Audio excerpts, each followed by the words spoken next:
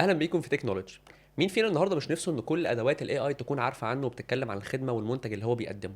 اغلب المشاكل اللي بتواجه الشركات حاليا ان هم ما بيظهروش في نتائج البحث الخاصه بالاي اي تولز لما حد يجي يدور على المنتج او الخدمه بتاعته. ودي من الحاجات اللي بتقلل جدا من السيلز بتاعتهم ومن الظهور بتاعهم والتواجد على البلاتفورمز كلها عامه. عشان كده هنتكلم النهارده عن ازاي ان انت تظهر في نتائج البحث الخاصه بالاي اي، وازاي تستخدمه في صالح الشركه بتاعتك انها تبقى معروفه وظاهره في كل العالم. وده هنعرفه النهارده من خلال ضيفنا اللي منورنا باشمهندس انور علي. اهلا عامل بيك. ايه؟ كل ايه حاجه الحمد لله، الاخبار؟ كل كله سنه وانت بخير طيب. والله، وانت طيب منور بخير. الدنيا. ربنا يخليك، شكرا ليك. ممكن تعرفني بنفسك؟ في الاول تعرفنا بنفسك. اكيد. احكي لنا اكتر عن المسيره بتاعتك وعن المراحل اللي انت مريت بيها في حياتك، من اول ما اتخرجت عامه لحد ما بقيت مؤسس شركه ظاهر اي اي. انا اسمي انور علي. آم، المؤسس الرئيس التنفيذي بتاع ظاهر اي اي. طريقي شويه مختلف مم. يعني. بمناسبه اتخرجت دي، يعني معلومه شوكينج تقريبا اول مره اقولها بابليكلي، انا لسه متخرج السنه اللي فاتت. لسه متخرج؟ اه، متخرج ازاي؟ لسه متخرج السنه اللي فاتت اتخرج والله. كنت بتعمل ايه؟ ايه، كنت كنت بتعمل ايه قبل كده؟ كنت مباظ الكليه وبشتغل وبعمل امم. شغل من وانا عندي 19 سنه امم. تقريبا. فجيت من حوالي فترة كده، سافرت القاهرة. حلو. اضطريت ان انا هولد الكلية خالص، ولسه مخلصها من اقل من سنة تقريبا. امم. الحمد لله ما كانش بلوكر. مش بنصح اي حد انه يعمل كده، بس الحمد لله ما كانش بلوكر يعني. امم. آم، بدأت شغلي من البداية خالص. كلمني اصلا، انت اول ميجر بتاعك كان ايه اصلا؟ الميجر كنت بتاعي بتعمل ايه؟ بزنس انفورماتكس. حلو قوي. الميجر بتاعي الاول كان سايكولوجي، بعد كده شيفتد انتو بزنس انفورماتكس. حلو قوي. وبدأت شغلي في التكنولوجي فيلد من وانا عندي 18 سنة تقريبا او امم. 19 سنة. من بدري قوي. امم. كنت الاول، اول حاجه بدات ان انا كنت بتعلم موبايل اب ديفلوبمنت ايام جافا بقى واندرويد ستوديو والحاجات دي، اول ما كانت امم. لسه جديده يعني. بعد كده شيفتد انتو سايبر سيكيورتي. اشتغلت فتره مع شركه في اسكندريه امم. اسمها اي هاك. حلو قوي. كنت سكيورتي ريسيرشر. كنا لسه بنبدا كده، كانت مور اوف ستارت اب يعني، ما كانش في اويرنس قوي about السايبر سيكيورتي ساعتها. شيفتد بعدها للويب ديفلوبمنت، قعدت اشتغلت فيه فتره. وبعد كده شيفتد لليو اي ان يو اكس. في النص كده كان في ترانزيشن بيريد كنت شغال فيها اي تي مانجر. بعد كده شيفتد انتو برودكت مانجمنت، سي ار او. وبعد كده اخر حاجه امم. هي كانت سي ار او سبيشاليزد في ديجيتال سايكولوجي. وفي خلال الفتره دي كلها بقى كنت كل فتره تقريبا بعمل ستارت اب. كانش يعني مش كانتش كلها بتماتيريالايز لشركه وبتبدا شغل وكده، بس كنت كل فتره ببدا بروجكت جديد. امم. بحاول احول النولج اللي انا بعملها مانولي لحاجه ممكن تبقى ريفينيو جنريتنج بعد كده. امم. لحد ما وصلت لظهري يعني. انت عملت شيفت كتير قوي في المراحل بتاعت حياتك في الاول خالص، من مم. هنا لهنا لهنا، فليه كنت عمال بتشفت عشان ايه؟ عشان سببين. اول سبب، انا عندي هدف من وانا صغير ان انا عايز ابقى بزنس اونر حلو. ويبقى عندي ستارت اب. فانا مقتنع تماما ان انت ما ينفعش تفتح بزنس غير وانت بدأت شغل كعامل في البيزنس ده، حلو. وبتعرف تعمل كل حاجه بايدك. جميل. فانا كنت حاسس ان الشيفتنج من كذا فيلد مختلف هيساعدني ان انا لما ابدا ماي اون بزنس يبقى عندي اكسبيرينس في كل الانجلز بتاعت البيزنس، واعرف اعمل بزنس بشكل ناجح. حلو قوي. فكنت بحاول اشتغل شويه في الجروث وفي الماركتنج، شويه في البرودكت، شويه في البيزنس، علشان اجن الاكسبيرينس دي مع ناس اوريدي موجوده في الماركت وناس اوريدي اوبريتنج. فلما اجي اعمل حاجه بتاعتي يبقى عندي نولج احسن. النقطه التانيه، انا كنت بقى دايما بعمل اي حاجه بدور على سؤال، هل دي الحاجه اللي انا حابب اعملها ال 50 سنه الجايين، ال امم. 20 سنه الجايين؟ حلو قوي. أم، ولما كنت بحس ان مش هي كنت بشفت. بس كان دايما عندي المايند سيت بتاعت ان انا هعمل اي حاجه بتقربني للطريق اللي انا عايزه. جميل. فالفتره اللي اشتغلت فيها اي تي مانجر ما كانش التارجت بتاعي ان انا ابقى اي تي مانجر. with all due respect للفيلد يعني، بس ما كانش هو ده الهدف الاخير بتاعي. بس كان بالنسبه لي خطوه بتقربني ان انا ابقى بعمل حاجه ريليتد للتكنولوجي اكتر. كان عندي تشالنج شويه ان انا ما كنت اندر جراد.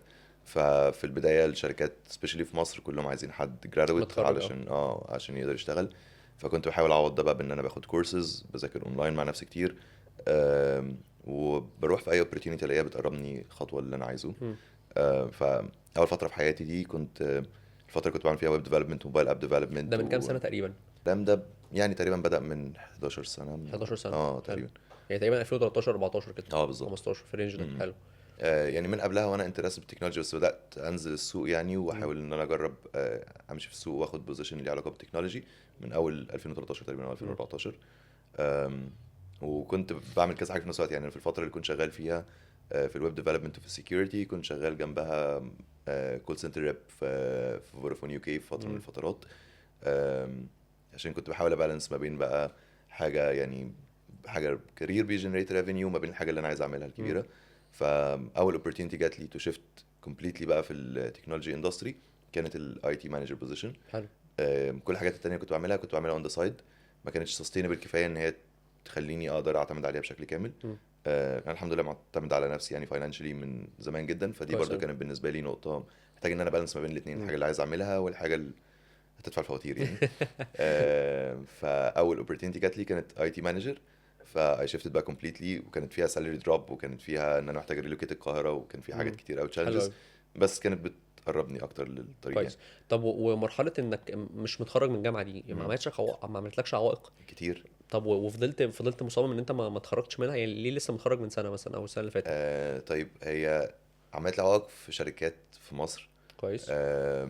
بس الفترة دي كلها يعني، الفترة اللي هي كانت عاملة لي فيها بارير للشركات الكبيرة، ما كانش عندي الحاجات اللي تخليني محتاج أوقف حياتي كلها دلوقتي أخش الكلية. مم. آم، برضو مش عارف if ده كان بيليجلي شيرد ولا لأ، بس أنا كنت خلصت الكلية كنت هخش أقضي سنة ونص في الجيش، فأنا اوكي، فانت دي عشان كانت، كده لسه وأنا كنت سيلف سستينبل وشايل نفسي، فدي كانت بالنسبة مش لي مستاهله بقى. مش خليها مش مش ماشيه. هعرف إن أنا أفورد إن أنا أقعد اه. أخلص سنة في الكلية، سنتين في الجيش، وبعد فانت كده قاصدها يعني، انت كنت قاصدها عشان آه تمشي الكارير بتاعك بالظبط. صح.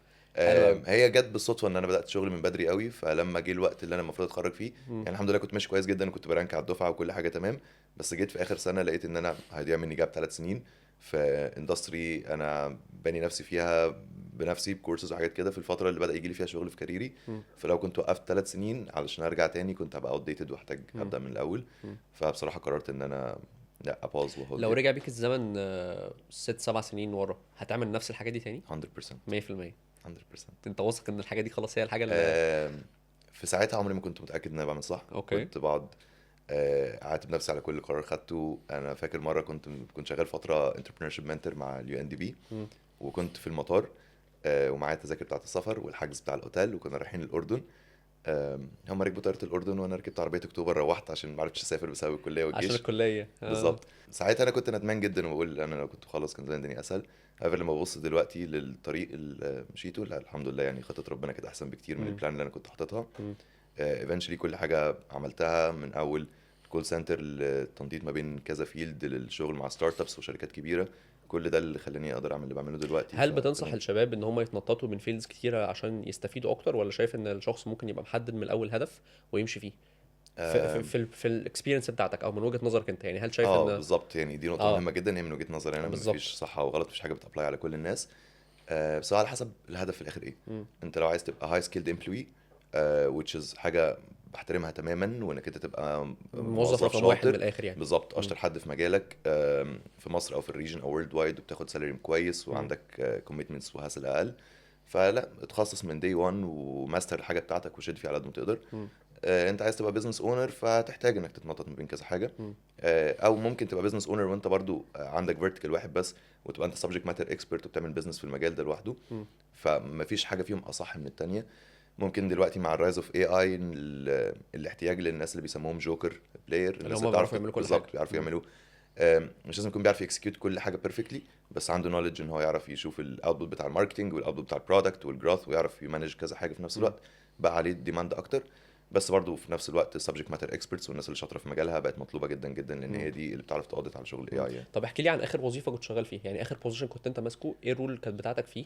ودلوقتي انت خلاص سبت كل الشغل اللي انت كنت شغال فيه، بالظبط. فليه سبت الوظيفه اللي انت كنت موجود فيها؟ هل ما كانش ينفع توازن بين الاثنين؟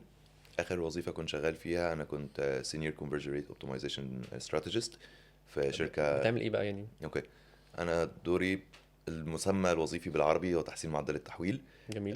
دوري هو ان انا بساعد اي بزنس عنده اونلاين بريزنس ويب سايت، سواء اي كوميرس بقى او بليد جنريشن مثلا زي الحاجات بتاعت الريل استيت، مم. او ساس موديل بسبسكريبشن، ايا كان البيزنس. انا بساعدهم ان انا اعمل تحليل كامل للعملاء او الزائرين اللي بيجوا الموقع، حلو. عن طريق تحليل بيانات، عن طريق البيهيفير اناليسز، سايكولوجي، حاجات كتير مختلفه، عشان في الاخر بعمل حاجه اسمها اي بي تيستنج. الهدف من وراها هو ان انا ازود المبيعات بتاعه البيزنس ده، حلو قوي. فزود نسبه التحويل، نسبه الزائرين اللي بتحولوا العملاء. جميل. معدل التحويل هنا قصدي بيه كام زائر جاي الويب سايت عشان شاف اد وكليك عليه تحول لعميل دفع فلوس على الويب سايت. حلو قوي. فانا كان دوري ان ده انا كان ازود اخر وظيفه النسبه دي. اشتغلتها؟ دي كانت اخر حلو وظيفه. قوي. كنت شغال مع ايجنسي اسمها انفاسب. انفاز برانكد اول على مستوى العالم في السي ار او، بقالهم اكتر من 5 سنين هولدنج البوزيشن السي ار ده، او ده اللي اختصار لايه؟ اللي هو conversion rate optimization، تحسين اوكي. معدل التحويل. مم. هم يعني هم الشركه متخصصين. رقم واحد اللي هم بيساعدوا الشركات كلها في الحته دي. بالظبط، هم حلو قوي. هم اقوى شركه في العالم بتعمل مجال الكونفرجن ريت اوبتمايزيشن. بتشتغل مع براندز كبيره، بتشتغل مع ام اي تي، سامسونج، سيرلا تيبل، مع شركات كتير، حلو. مالتي مليون دولار براندز يعني. وانا كنت شغال معاهم تقريبا اخر 5 ل6 سنين. مم. وصلت في الاخر الحمد لله، انا كنت هيد اوف ديبارتمنت، كنت بمانج يعني بمنتر وبترين النيو سي ار اوز، وبمانج وبمنتر على الكرنت حلو قوي. سي طب ار انت اوز. انت وصلت للحته دي ازاي؟ يعني ايه السكيلز اللي انت اتعلمتها اللي وصلتك للحته دي؟ اوكي. ممكن نتكلم تكنيكال وسوفت سكيلز او بيرسونال سكيلز، ايه الحاجات اللي ممكن توصلك لانك تبقى هيد اوف بوزيشن زي ده في شركه مالتي ناشونال؟ زي ما كنت بقول لك، انا دخلت الكارير بتاع السي ار او كله بالصدفه. انا مم. كنت شغال في مجال يو اكس ريسيرش، اخر حاجه يو اكس ديزاين، اللي هو تصميم تجربه المستخدم. ان انا بساعد اي براند بيحاول يعمل ديجيتال برودكت، سواء ويب سايت او موبايل ابلكيشن، مم. ان هو يصمم تجربه المستخدم ويصمم شكل الابلكيشن، عشان في الاخر يقدر يجمع يوزر فيدباك، يعمل انترفيوز، بهدف في الاخر ان هو يحسن تجربه المستخدم عشان المستخدمين اكتر يستخدموا الابلكيشن حلو. بتاعه، ويوصل في الاخر eventually المبيعات اكتر يعني. حلو جدا. وكنت شغال مع شركه اسمها جو ماي كود، كنت شغال معاهم يو اكس ترينر في الجري كامبس. وكان ليا صديقي حسين العجاتي اللي هو الفاوندر بتاع هايف اكاديمي. مم. كانوا ساعتها هو بارت الاوبريشن مانجر في هايف اناليتكس، وكانوا لسه بيحاولوا يبداوا الديبارتمنت بتاع سي ار او في مصر. وما كانش في حد اوريدي بيشتغل في مجال السي ار او خالص مم. في مصر، وما زال يعني تقريبا اللي بيشتغلوا في الوطن العربي كلهم ما يعدوش 5 شركات. مم. ف هو ساعتها كلمني وقال لي ان هم بيبيلدوا ديبارتمنت، وان واحده من الحاجات الاساسيه او السكيلز الاساسيه في شغل السي ار او هو اليوزر ريسيرش واليو اكس ريسيرش. حلو. وسالني لو احب انضم ليهم يعني. مم. وبدات ان انا اذاكر وجوين معاهم، وبدانا نبيلد الديبارتمنت مع بعض يعني الفتره دي، ونذاكر حلو قوي. بروسس. طب انت شايف الصدفه دي ايه اللي خلاها تتوجد؟ يعني ايه اللي وجد الصدفه؟ سؤال حلو. هل شايف في فاكتورز معينه ممكن تبقى موجوده عند الشخص توصله ان انا حد يكلمني يقول لي تعالى فانضم معايا او كده، ولا ايه رايك في الموضوع؟ وانا مقتنع جدا ان الحظ الحلو عموما مم. هو فكره ان انت تبقى جاهز لما يجيلك opportunity كويسه. حلو قوي. فهو في opportunity كويسه، دي رزق من عند ربنا. جميل. انت تبقى جاهز، دي شطاره منك. حظك الحلو انك تعرف تستغل الاتنين مع بعض، ان يجيلك مم. opportunity في الوقت اللي انت جاهز فيه. آم، انا الحمد لله اعتقد ان انا اشتغلت على نفسي بشكل كبير جدا. آم، اتعرفت على حسين اصلا كنت بعمل ستارت اب تانية مع انجاز في مسابقه مختلفه. مم. فدي كانت نتورك كويسه، حاجه ما كانتش بلاند خالص ان هي تماتيريالايز لشغلي يعني. مم. كان عندي نولج في اليوزر اكسبيرينس وفي مجالات كتير مختلفه ممكن تكون ساعدتني ان ابقى ريكومنديشن كويس لحسين لما فكر ان هو يبدا الديبارتمنت ده. وزي ما قلت، هي توفيق من ربنا ان هو ساعتها شاف البوست بتاع جو ماي كود، وقرر ان هو يكلمني وهو لسه بيبدا الديبارتمنت وجوين مم. معاه. حلو قوي. فانت شايف ان الشخص يعني مهم قوي ان هو يكون مستعد لاي فرصه تجيله، دي حاجه هو يشتغل عليها على نفسه. والحاجات التانية انا شايف من يعني لقطت من كلامك ان الجزء الخاص بالكونكشنز مهم. اه اكيد. هل شايف ده ممكن ابني ازاي كونكشنز، او ممكن ازاي ان انا ابقى في راس اي حد ممكن يحتاج ان هو يفكر فيا او يفكر في الحاجه اللي انا بعملها؟ بنسبه كبيره جدا هتبقى الاجابه ايفنتس. ايفنتس. حلو. بس يعني مش بزياده قوي، عشان مم. اوقات الناس بتهتم بالكونكشنز اكتر، بتهتم بالاكشوال سكيل يعني. اوكي. بس ان حد يبقى موجود في فهمني ايفنتس. اكتر، يعني وضحها لي اكتر، يعني ايه الناس تهتم يعني بالكونكشن اكتر من اوكي، في ناس بتهتم ان هي تحضر ايفنتس عشان تبيلد نتورك وتبيلد كونكشن. حلو. في الاخر الموضوع بيقلب معاهم غايه مش وسيله. اوكي. فبيبتدوا يحضروا ايفنتس، كل الايفنتس اللي في الدنيا عامه يلاقوا بالظبط. وخلاص. فيلاقوا وقتهم مسحول اكتر في ان هم بيحاولوا يجهزوا لحاجه، بس هم ما بيعملوش الحاجه نفسها. اوكي. انا كنت العكس. مم. انا بشتغل من بيتنا، ما بحبش اتكلم مع حد، ما بحبش اظهر في ايفنتس خالص. مم. فده كان ليه نيجاتيف امباكت، ان انا ما عنديش نتورك كفايه تظهر شغلي بشكل كويس. فالتوازن مطلوب، ان الشخص يبقى موجود في الايفنتس وبيتكلم في الاماكن اللي ليها علاقه بشغله. لما يجيله opportunity كويسه زي اللي انا فيها دلوقتي، ان انا اظهر واتكلم عن شغلي، اعمل حاجه مم. زي كده. حلو جدا. بس في نفس الوقت تبقى هي وسيله ان الواحد بيحاول يكومينيكيت شغله ويفيد الناس اللي حواليه، مم. مش غايه في حد ذاتها ان الشخص مم. يبقى بيتشاف وخلاص من غير ما يكون بيبيلد اكشوال سكيل مم. يعني. حلو قوي. احساسك ايه بقى لما جيت خلاص قررت ان انت تسيب الشركه اللي كنت شغال فيها، قدمت استقاله اه احكي طيب. لي عن الموقف ده. انا في اخر فتره في انفاز، كان السالري بتاعي الحمد لله مالتي $1000 دولارز. وكان رقم انا كان بالنسبه لي ما كنتش حاطه حتى في البلان ان انا اوصل له خالص. مم. ويوم ما قررت ان انا هسيب الشركه، حرفيا كل الناس اللي يعرفوني شتموني بالاجماع يعني. والله لو ما كنت فيش اعرف كنت لك ما كنت فيش لك واحد انا عملت كده. شجعني والله العظيم. كنتش هسيبك. اللي هو انت ازاي وصلت للرقم ده وناوي تسيب كل ده علشان تروح تبدا ستارت اب بقى. مم. هو ما كانش قرار سهل خالص. انا اكشلي سبت انفيسب على مرتين يعني. مرتين. اول مره كانت في اول السنه اللي فاتت. آه، كنت بقالي 5 سنين شغال معاهم بس ما كنتش بعمل حاجه اكتر من الشغل. كنت موجود في الشغل بس. مم. آم، وممكن الكلام اللي بقوله ده يبان ان هو فلسفي شويه، بس انا بحب ابقى بعمل حاجه احس ان هي ليها امباكت شويه. صح. وفي الفتره الاخيره مع شغلي في انفاز انا بعمل فلوس حلوه جدا وبخلي بيزنس تعمل فلوس حلوه جدا، بس ذاتس ات. مم. ما بعملش اي حاجه تاني. بس انا ما بعملش حاجه، بالظبط. يعني انا شخصيا ما بعملش حاجه. فانا ما كنتش حاسس ان انا بفيد واستفيد. ما كنتش حاسس ان انا مبسوط. حلو. فبرضه جات لي اوبورتيونيتي من حسين. يعني حسين شخص انا بحبه جدا بصراحه. اشتغلت مم. معاه على كذا حاجه. ان كانوا هم لسه بيبداوا هايف اكاديمي وان انا جوين معاهم عشان ادي سي ار او كورس. حلو قوي. فلقيت اوبورتيونيتي ان انا اشارك معلومات عن مجال هو مش معروف في الوطن العربي خالص. تحفه. آم، واساعد ان انا ممكن افيد حد. واكيد هستفيد طبعا 100%. وبشكل كويس جدا. آم، بس ورقه وقلم كان شغلي في انفاس باحسن باضعاف. يعني اوكي. ماديا كان اتليست 5 اضعاف اللي هيدخل لي من الكورس في الشهر. مم. آم، بس قررت ان انا ريزاين عادي جدا مم. وقعدت 3 شهور بحضر للكورس وباخد بريك كده. وبعد كده رجعت معاهم تاني بس رجعت بارت تايمر يعني. مم. حلو قوي. وكملت معاهم بارت تايمر لحد ما جت الاوبورتيونيتي بتاعت ظاهر. قررت ان انا كويت خالص واسيب كل الشغل مم. واركز بس في ظاهر. ازاي بقى خدت القرار ده؟ يعني انت كنت شايف ان انت كنت شايف ابعاد للقرار ده، ولا انا خدت قرار خلاص عشان انا ما بقتش شايف ان انا بعمل حاجه مثلا ليها امباكت؟ يعني لو كان جالك فرصه في شركه تانية مثلا اكبر، او بتحس انك هتعمل فيها امباكت اكتر، كنت هتروح هو انا ولا؟ كان ليا امباكت في شغلي جدا. اوكي. بس انا ما كانش عندي الهيومن امباكت. اوكي. يعني بجد ممكن ناس كتير تشوفها اللي هو رفاهية بتتكلم في ايه، احنا يعني عندنا اقساط. بس كلنا لا عندنا يعني اقساط. كلنا بالظبط. والله. بس عارف اللي هو ايه، ما اعرفش، انا حسيت في فتره كده اللي هو طب الحمد لله خلاص وصلنا بقى للتوب ماذا بعد بيمنت. يعني؟ ماذا بعد؟ بالظبط، عارف انا ميدل لايف كرايسيس فاهمك. في العشرينات كده. ماذا بعد؟ اللي هو تمام انا دلوقتي كونسلتنت في شركه كبيره بجيت بيد برقم كويس بس مش بانجوي ماي لايف. صح. فانا عايز اعمل حاجه مش من باب الدلع، من باب ان هي يبقى ليها امباكت عليا انا شخصيا مم. وعلى الناس اللي حواليا يعني. صح. هو قرار ما كانش سهل خالص بجد يعني مم. تماما. والقرار تاني مره ان انا اسيب برضو ما كانش سهل خالص، ان انا رجعت بارت تايم باولموست نفس السالري بتاعي وانا فول تايم، لان هم مم. كانوا حابين ان انا ارجع معاهم. وكنت جنبها بعمل كورسز وبعمل تريننج وبعمل كوربريت تريننجز في مجال السي ار او. قررت ان انا اوقف كل ده عشان ظاهر. مم. فتقريبا للمره الرابعه في حياتي قررت ان انا اكت الانكم بتاعي 75% مم. وابقى باخد مثلا 25% من هسألك سؤال بس الانكم. جاوب عليا بصراحه. اتفضل.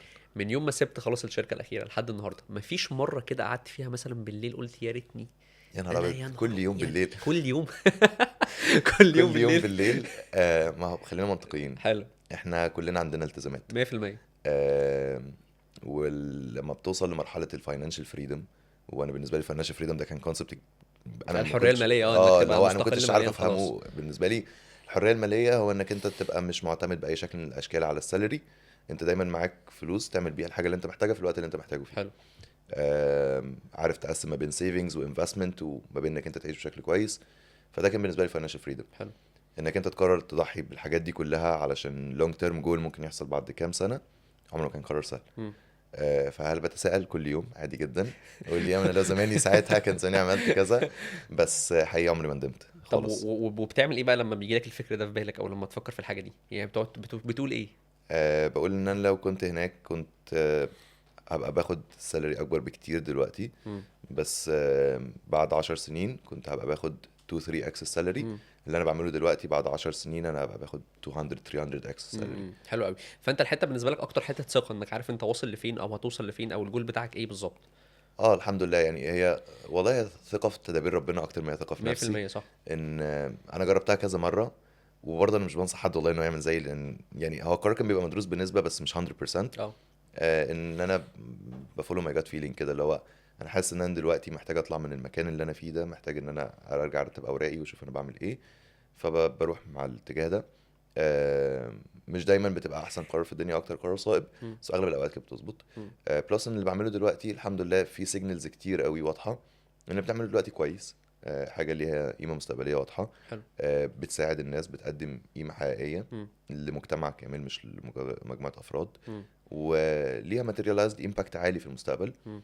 فبكل المنظور، كل الاشكال، مم. حتى بتوجهاتي الشخصيه ان انا كنت عايز اوصل لمرحله ان انا يبقى عندي سكسسفul بزنس، كلها كانت تقول لي لا كمل حلو قوي. تمام. حياة الموظف اسهل ولا حياة السي او؟ كده كده الموظف، يعني متأكد. كده كده متأكد. الموظف والله. ايه الصعوبات اللي بتقابلك لما بدأت خلاص تقرر انك تفتح شركة وتبقى سي او؟ اوكي، كنت لسه بتكلم مع عبد الله في الموضوع ده. آم، انت مره واحده بتعمل كل حاجه، 100%. وعندك كده دايما مرحله ما بين اللي هو طب انا اكسباند واجيب تيم علشان انا محتاج تيم، ولا لا انا بتدلع، انا لسه في مرحله بدري لسه شويه في الاول. لا شد شويه. مم. فهتلاقي نفسك اتش ار، وبتعمل شغل، بتتابع حاجات ليجل، بتعمل حاجات فاينانس، بتهاير ناس وبتفاير ناس، بتتابع مع برودكت، بتتابع مع ديزاين، بتتابع مع سوشيال ميديا، مم. بتعمل كذا حاجه في نفس الوقت. مطلوب منك شغلك في الاخر اللي هو از سي او، مطلوب انك انت تعمل بارتنرشيب وتحط فيجن وتحط استراتيجي وتحاول حلو قوي. ما تفقدش الانتباه والتركيز مع الصوره الاكبر يعني. وفي مسؤوليات بقى، مسؤوليات ان احنا اول الشهر ده في ناس هتقبض، صح. يعني دي قصه ده بالنسبه لي. يوم واحد ده آه، اسوأ يوم في العالم. لاي بالظبط. سي او، يوم واحد يا رب ما يجي. وده في كلاينتس المفروض يرينيو البيمنت، المفروض ابعت لهم ريمايندرز، وفي ناس المفروض افولو اب على الشغل بتاعهم، وفي ناس المفروض اهاير، وفي ناس مم. المفروض افاير، ودي بالنسبه لي اصعب بكتير جدا من ان انت مم. تهاير. صح. فلا، في ليفل جديد من المسؤوليات كده. انا موظف بخلص شغلي، بعمل شغلي بشكل كويس جدا جدا، خلصت شغلي قفلت اللابتوب، شكرا. حياتي بتاعتي. صح. دلوقتي لا تمام في البيزنس الشركه بتاعتك هي حياتك خلاص، بالظبط. يعني بقت ده كل حاجه بالنسبه لك. يعني الموضوع قلب ان عبد الله بيتخانق معايا بيقول لي لا انت لازم تاخد لك يوم ويك اند عشان ما تقعش مننا، وانا اقول له طب يعني هعمل ايه، شفنا مسج في الشغل مم. ما احنا لازم نرد. بس بحس ان ده اكتر منه قرار، يعني شخص نفسه هو خلاص هو عارف ان دي حاجته، دي الحاجه اللي عايز يوصل لها. فبحس ان هي برضو ما بتلاقش مع كل الطباع بتاعت الاشخاص عامه. في ناس كده تحس هم الاتيتيود بتاعهم ان هم يبقوا اصحاب شركه، ناس يعملوا شغلهم باحسن شكل ممكن طبعا. بحس ان هي اكتر انماط بني ادمين او انماط بالظبط. اشخاص. هي انا شايف ان هي في الاخر اهداف. اهداف. انت هدفك من ورا الشغل ايه؟ مم. هل هدفك من ورا الشغل ان هو مجرد وسيله عايزه توصلك لدخل كويس عشان تنجوي حياتك، تنجوي بقى سوشيال لايف وتنجوي بيرسونال لايف وكل الحاجات دي؟ مم. ده هدف عظيم جدا، جو فور ات، خليك موظف شاطر بتقبض مرتب كويس، بتقفل شغلك، حياتك ملكك، انت حر تعمل اللي انت عايزه. صح. عايز بقى تعمل امباكت وتعمل حاجة تكمل، والحرق الكبير ده مم. يعني جو فور ات، بس خليك عارف ان هي ليها تمن. مم. ان الشغل هيبقى جزء، يعني هو جزء اساسي في حياتك، مش مجرد حاجة بتعمل، هو بقى غاية مش وسيلة. مم. ودي حقيقة، يعني انا بالنسبة لي دلوقتي انا بشتغل عشان انا عايز اشتغل، مش عشان المفروض اشتغل. صح. حلو قوي. مم. فالطريقين ما فيهمش صح وغلط. شايف ان انا ممكن اوازن بين الاثنين؟ يعني ما ينفعش ابقى موظف وعندي شركه؟ لا، لا. جربت اعملها، يعني ممكن تبقى موظف وتبدا كونسبت بتاع شركه، اوكي. بس وانس انت بقى عندك التزام، بقى عندك موظفين، بقى عندك عملاء، بقى معاك انفستور حاطط فلوس، بقى في ناس مسؤوله منك، وفي مسؤوليات عليك، مم. مسؤوليات اخلاقيه، ومسؤوليات قانونيه، ومسؤوليات تجاه ناس، كل الحاجات دي مش هتعرف تعمل الاتنين مع بعض. يعني ما ينفعش ابقى مثلا موظف الصبح شغال في وات ايفر ايه هو، وبالليل عندي ستارت اب بعمل لها مانجنج والكلام ده كله. شايف ان ده كونسبت مش انجح حاجه. مش في البدايه، يعني في البدايه قوي وفي مم. الاخر قوي. يعني انت اوكي. لو في الاول خالص وانت لسه بتعمل فكره ومفيش التزامات كبيره، فممكن تعمل كده. مم. في الاخر بعد ما الدنيا بقت خلاص على الاوتو بايلوت مود وشغاله، وانت بس مجرد بتاخد ريبورتنج، ممكن تقضي الاسبوع كله بتعمل كونسلتيشن، بتعمل اي حاجه، وعندك يوم مم. في الاسبوع بتفولو اب وبتمانج، بتعمل يور رول اس سي او، خلاص. مم. في المرحله اللي انت بتبني فيها وبتقوم فيها شركه، انت محتاج اليوم يبقى 48 ساعه، مم. فانت ما تقدرش تافورد انك انت مم. تحط 8 ساعات من يومك ومجهودك وتركيزك في حاجه تانية. يعني انت ضد فكره الناس اللي بتشتغل عشان تجيب فلوس تصرف على الشركه بتاعتها؟ برضه في البدايه ينفع. مم. انا عملت كده في الاول، اوكي. يعني ما ظاهر اول فتره بدات فيها انا كنت بسبونسر ظاهر من شغلي. اوكي. انا على مدار العشر سنين اللي فاتوا، يعني بجد بدون مبالغه، انا بدات مثلا اراوند كايديا، مش هقول ان اكسكيوشن، ايديا بقى، واجمع فلوس وابتدي احط انفست فيها فلوس، اجمع ناس وكده 20 مره. 20 شركه يعني بدات 20 بداتهم كونسبت، 20 بلاش نقول فكره عامه. 20 اوكي. شركه. اللي ماتيريالايز منهم لشركه وبدات اوبريتنج كانوا اتنين، وظهر التالتة. حلو. واللي كمل منهم اوبريتنج لمدة سنة كانت ستارت اب كاملة اي كوميرس، ما كانش حاجة انوفيتيف، بس كان مم. اي كوميرس سستينبل بزنس. بتيم كامل بقى 10 افراد بسالاريز بكل حاجه. كنت بشتغل الصبح وبصرف على البيزنس بالليل، مم. وكنت بمانج الموضوع كومبليتلي من فروم ماي انفستمنت. والحقيقه ان ده اثر بالسلب اثر يعني. بالسلب اه عليك ولا على آم، الشركه؟ على على الاثنين. الاثنين. اه يعني انا كنت حاسس ان انا دايما متاخر، ودي حاجه اسوأ احساس في الدنيا، انك تحس انك انت عليك حاجات ومتاخر مش عارف تدليفر. وبتحس انك انت بتاثر في ناحيتين، لو انا الصبح بفكر في الستارت اب وبالليل وبالليل بفكر في بفكر في الشغل، الشغل. فالموضوع بيبقى صعب جدا تو مم. بالانس. لكن هي في مرحله البدايه انك لسه بتبدا فكره. مش تصحى الصبح عندي فكره فيلا استقيل ونشوف الدنيا حلو بتقول قوي. ايه. ممكن نبدا في الاول نعمل ايديا، نجمع الناس الانترستد، نشوف الموضوع يتحرك ازاي. لقينا في ماركت، في بروف كونسبت، في حاجه بتقول ان ده مشروع ممكن يقوم، يغطي التزامات، ممكن يبقى ليه مستقبل، ممكن يكمل. حلو ساعتها قوي. محتاج تركيزك كامل يعني. هل مقتنع بفكره الورك لايف بالانس ولا لا؟ على حسب. على حسب ايه؟ على حسب. يعني لو انا صاحب شركه. لا. لا. يعني مش في البدايه. امال يعني امتى؟ ما هي برضه اصل انا في البدايه، فانا بقول حلو. لك على اللي انا فيه دلوقتي. work life balance is very difficult. امم. آه، يعني انت من موظف. اخر حياتك شغلك. بنسبه كبيره. حلو. بحاول ابالانس والله، يعني عندي حياه، مش بقول ان انا بقى دافن نفسي في الشغل ومش بعيش كده. بحاول ان امم. انا انجوي وقتي واخرج واتبسط والكلام ده كله، بس الاولويه الاولى للشغل. صح. لكن لو حد موظف ايا كان حجم الشركه او حجم الوظيفه، هو بيجي في اخر اليوم بيقفل اللابتوب، خلاص اليوم يوم انتهى، بقيت امم. اليوم ده بتاعه، هو حر يعمل فيه اللي هو عايزه. حلو قوي. فوانا موظف كنت بلعب مزيكا وكنت بلعب رياضه وبروح وباجي بعمل حاجات كتير طب قوي. وانت مدير شركه؟ آه، بتلعب يعني بلعب في باعصابك. البرودكت وفي بتلعب الديزاين باعصابك. بالظبط. يعني ركز في حاجات تانية. حلو قوي. طب قول لي، احكي لي فكره ظاهر جت ازاي، ازاي اصلا جبتوا الفكره دي؟ وتعالى نتكلم برضو في الحته بتاعت هو انا لو عايز افتح شركه، اوكي. ازاي اصلا اجيب الفكره؟ يعني الفكره هتجيلي منين؟ انتوا الفكره دي جات لكم ازاي؟ اوكي. ازاي لقيتوها في الماركت؟ ازاي لقيتها في السوق عامه؟ جملة كده كنت سمعتها في البداية خالص، أول ما بدأت مثلا من 10 سنين أو حاجة في مجال الستارت ابس ده. كان حد من المنتورز، باشمهندس وائل مش هنساه يعني. مم. وقف قال لنا يا جماعة يعني إيه مشكلة؟ فاحنا بقى اللي قاعد يقول عقبات واللي قاعد مش عارف ايه، فحد قال opportunity فقال لنا شكرا. مشكلة يعني فلوس. مشكله يعني مشكلة يعني فلوس. فلوس. مشكلة عرفت تقدم لها حل، تأوتوميت الحل ده، عملت فلوس من وراه. فعشان كده هو كان من وجهة نظره ان مصر والريجن احسن الاماكن اللي تعمل فيها بيزنس في الدنيا، عشان في حاجات كتير قوي محتاج حد يحلها. فسويفل جه حل مشكلة العربيات مثلا والاتوبيسات وين بيج تايم. ممكن يكون في بلد تانية فيها مثلا نظام الاتوبيسات structured اكتر، فسويفل مش عارف يشتغل. انا كنت في فتره مع اليو ان كنت عامل ستارت اب اسمها هيلبي.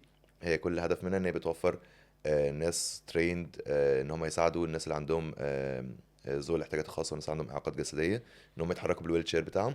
باوبر موديل كده، انك تخش تطلب حد يجي لك لو انت محتاج، يعني انت مثلا معاك عربيه فتحتاج حد يركبك من على كرسي العربيه، يحط لك كرسي في الشنطه، او يساعدك تعدي الطريق او ايا كان. لما عملنا الكونسيبت بتاع هيلبي ده في مصر، لقينا عليه اقبال عالي جدا. نزلنا بالفعل وبدأنا نتكلم مع ناس في السبيشال اولمبيكس اللي هم الاولمبيكس بتاعت ذوي الاحتياجات الخاصه.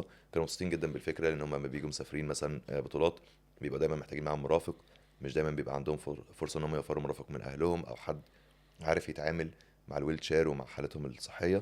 فانبسطوا جدا بالفكره. حلو. رحنا نشارك في one of the big events في دبي. فاول ما جينا البيتش كونسبت نفسه، قال لنا طب ما احنا هنا اي رجل مرور، اي حد راجل امن في الشارع، دوره ان هو لو شاف اي حد يسيب كل حاجه في حياته ويروح يساعده. مم. كل الاماكن عندنا فيها رامس، مم. كل العربيات عندنا مهيئه. فانت مالكش لازمه يعني، بالظبط. بنسبه كبيره انت بجد مالكش لازمه. مم. فعشان كده، بس ردا على سؤالك عشان ما بعدش شويه، مشكله دور لقيت مشكله كويسه. انا بالنسبه لي بقيت بشوف المشكله ان هي opportunity ان انا اعمل فلوس، مم. فبدور ازاي ممكن احلها اعمل فلوس. حلو. المشكله بقى دي اوكي. اشوفها ازاي؟ يعني الاقيها ازاي؟ آه، يعني هل لازم يكون مثلا عندي اكسبيرينس في مجال معين، ولا المشكله دي يعني اقعد ابص في الشارع مثلا الناس اللي ماشيه في الشارع؟ فاهم الفكره؟ بص، المشكله دي ازاي الاقيها اصلا؟ انت ممكن تلاقي مشكله في اي حاجه وممكن حلو. تفكر لها في حل، بس دايما احسن حاجه تحلها هي المشكله اللي ليها علاقه بمجالك، وحاجه انت بتعرف تحلها بايدك اصلا. اوكي. فتدور على طريقه انك تخليها اوتوميتد وتخليها سكيلبل كبزنس يدخل فلوس. مم. انا تخصصي في حاجه اسمها ديجيتال سايكولوجي اونلاين برسويجن. شغلي في انفاسب كان جزء كبير من شغلي هو ان انا بحلل سلوك العميل على الموقع، بحلل سيكولوجيه العميل، وبشوف ليه العميل خد القرار ده ان هو مثلا يدوس هنا ما يدوسش هنا، او ياخد الاكشن الفلاني. طب ايه الحاجات اللي لما غيرتها اثرت على سلوكه.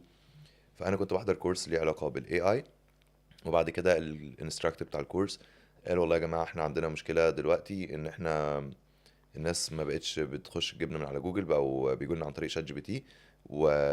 ونسبه الناس اللي بتجينا من جوجل قلت بكتير، واحنا اكشلي جالنا مبيعات من شات جي بي تي. فانا عجبتني الفكره جدا، قلت طيب لو في اس اي او في جوجل، ما اكيد في حاجه شبه الاس اي او لشات جي بي تي وللاي اي. فبدات ادور عليها واشوف، خلاص انا شفت قدامي مشكله واضحه ان في مجال جديد بيطلع. بدات ابص على الاول داتا بوينت، اليوزر بيهيفير، هل الناس فعلا بتستخدم الاي اي عشان تعمل سيرش. لقيت ان 70% و even more من الناس بقى بيروحوا يسالوا الاي اي الاول. طب جوجل والبيج نيمز بداوا يادابتوا الاي اي، فحتى لما تروح تسال جوجل مش يطلع لك لينكس، بقى بيطلع لك الاجابات بتاعت الاي اي. فتمام، في داتا بوينت، في يوزر بيهيفير، في سلوك عميل اتغير في خلال السنتين اللي فاتوا، من ان هو يدور على محركات البحث ان هو يدور على ادوات الذكاء الاصطناعي. حلو. فده سلوك ممكن نستخدمه ان احنا نطلع منه استفادة. طيب هل في مجال بيوبتمايز او في حاجة اصلا معناها انك تحسن ظهورك في ادوات الذكاء الاصطناعي؟ بدات ادور، لقيت ان في مجال اسمه جي اي او، Generative Engine Optimization، او تحسين محركات البحث التوليدية، حلو. اللي هو زي تحسين محركات البحث العادية بس المحركات البحث التوليدية اللي هي بتولد الاجابات اللي هي ادوات الذكاء الاصطناعي. جميل. ولقيت ان المجال كله طلع في شهر 11 2023، فكان مجال فيري ريسنت. ما كملش سنتين يعتبر. بالظبط. مم. فتمام، في علم، في داتا بوينتس بتقول ان اكشلي ده ممكن يحصل. لو انت عرفت تظهر الحاجات اللي انت بتعملها بشكل افضل، احتماليه ان الاي اي يختارك هتبقى اعلى. طيب احنا كده معانا سلوك عميل ومعانا داتا بوينتس وابحاث بتقول ان الكلام ده ممكن. حلو. هل في حد بيدخل منه فلوس؟ ودي نقطه مهمه جدا وانت بتعمل اي بزنس. جميل. انا اي حد بيجي يقول لي انا عندي بزنس ملوش كومباتيتور، واقول له سيبه على طول. مم. مالكش كومباتيتور، حاجه من الاثنين: يا الفكره مش فاليد، يا اما الفكره فاليد بس صعب جدا تتنفذ فمحدش عارف ينجح فيها. اوكي. يا اما انت حلو. ما عملتش البحث بتاعك الكافي فما وصلتش للكومباتيتورز. مم. لكن انك عملت فكره مش موجوده في العالم، من وجهه نظري ممكن يكون غلط جدا، من وجهه نظري ده almost مستحيل. حلو قوي. كل افكار هي موجوده واحنا بنحاول نشكلها بشكل مختلف. سويفل هو اوبر بتاع الاتوبيسات. صح. فهيلبي هو اوبر بتاع ذوي الاحتياجات الخاصه. صح. فاحنا ازاي نشوف حاجه اوريدي موجوده بروفن موديل ونحوله. مم. فبدات ادور هل في بروف اوف كونسبت ان ده بزنس موجود والناس مستعده تدفع فيه فلوس. فلقيت ان في ستارت ابس على مستوى العالم موجوده، مش كتير بس في ستارت ابس موجوده بتقدم الخدمه دي. لقيت واحده منهم اسمها بروفاوند، مريزين تقريبا 60 مليون دولار في حوالي سنه ونص. 60 مليون دولار 60 مليون في سنة دولار ونص. هم حرفيا في خلال 6 شهور كانوا واخدين تقريبا 8 مليون دولار، ريزوا راوند تاني ب 55 مليون دولار. يا نهار ابيض. ف ده اكتر من 10 الموضوع، اكس تقريبا. مم. الموضوع مش مجرد ان هو عليه طلب، ده المستثمرين كمان مهتمين بيه حلو. والعملاء مهتمين بيه، لانهم بيشتغلوا مع شركات كبيره جدا.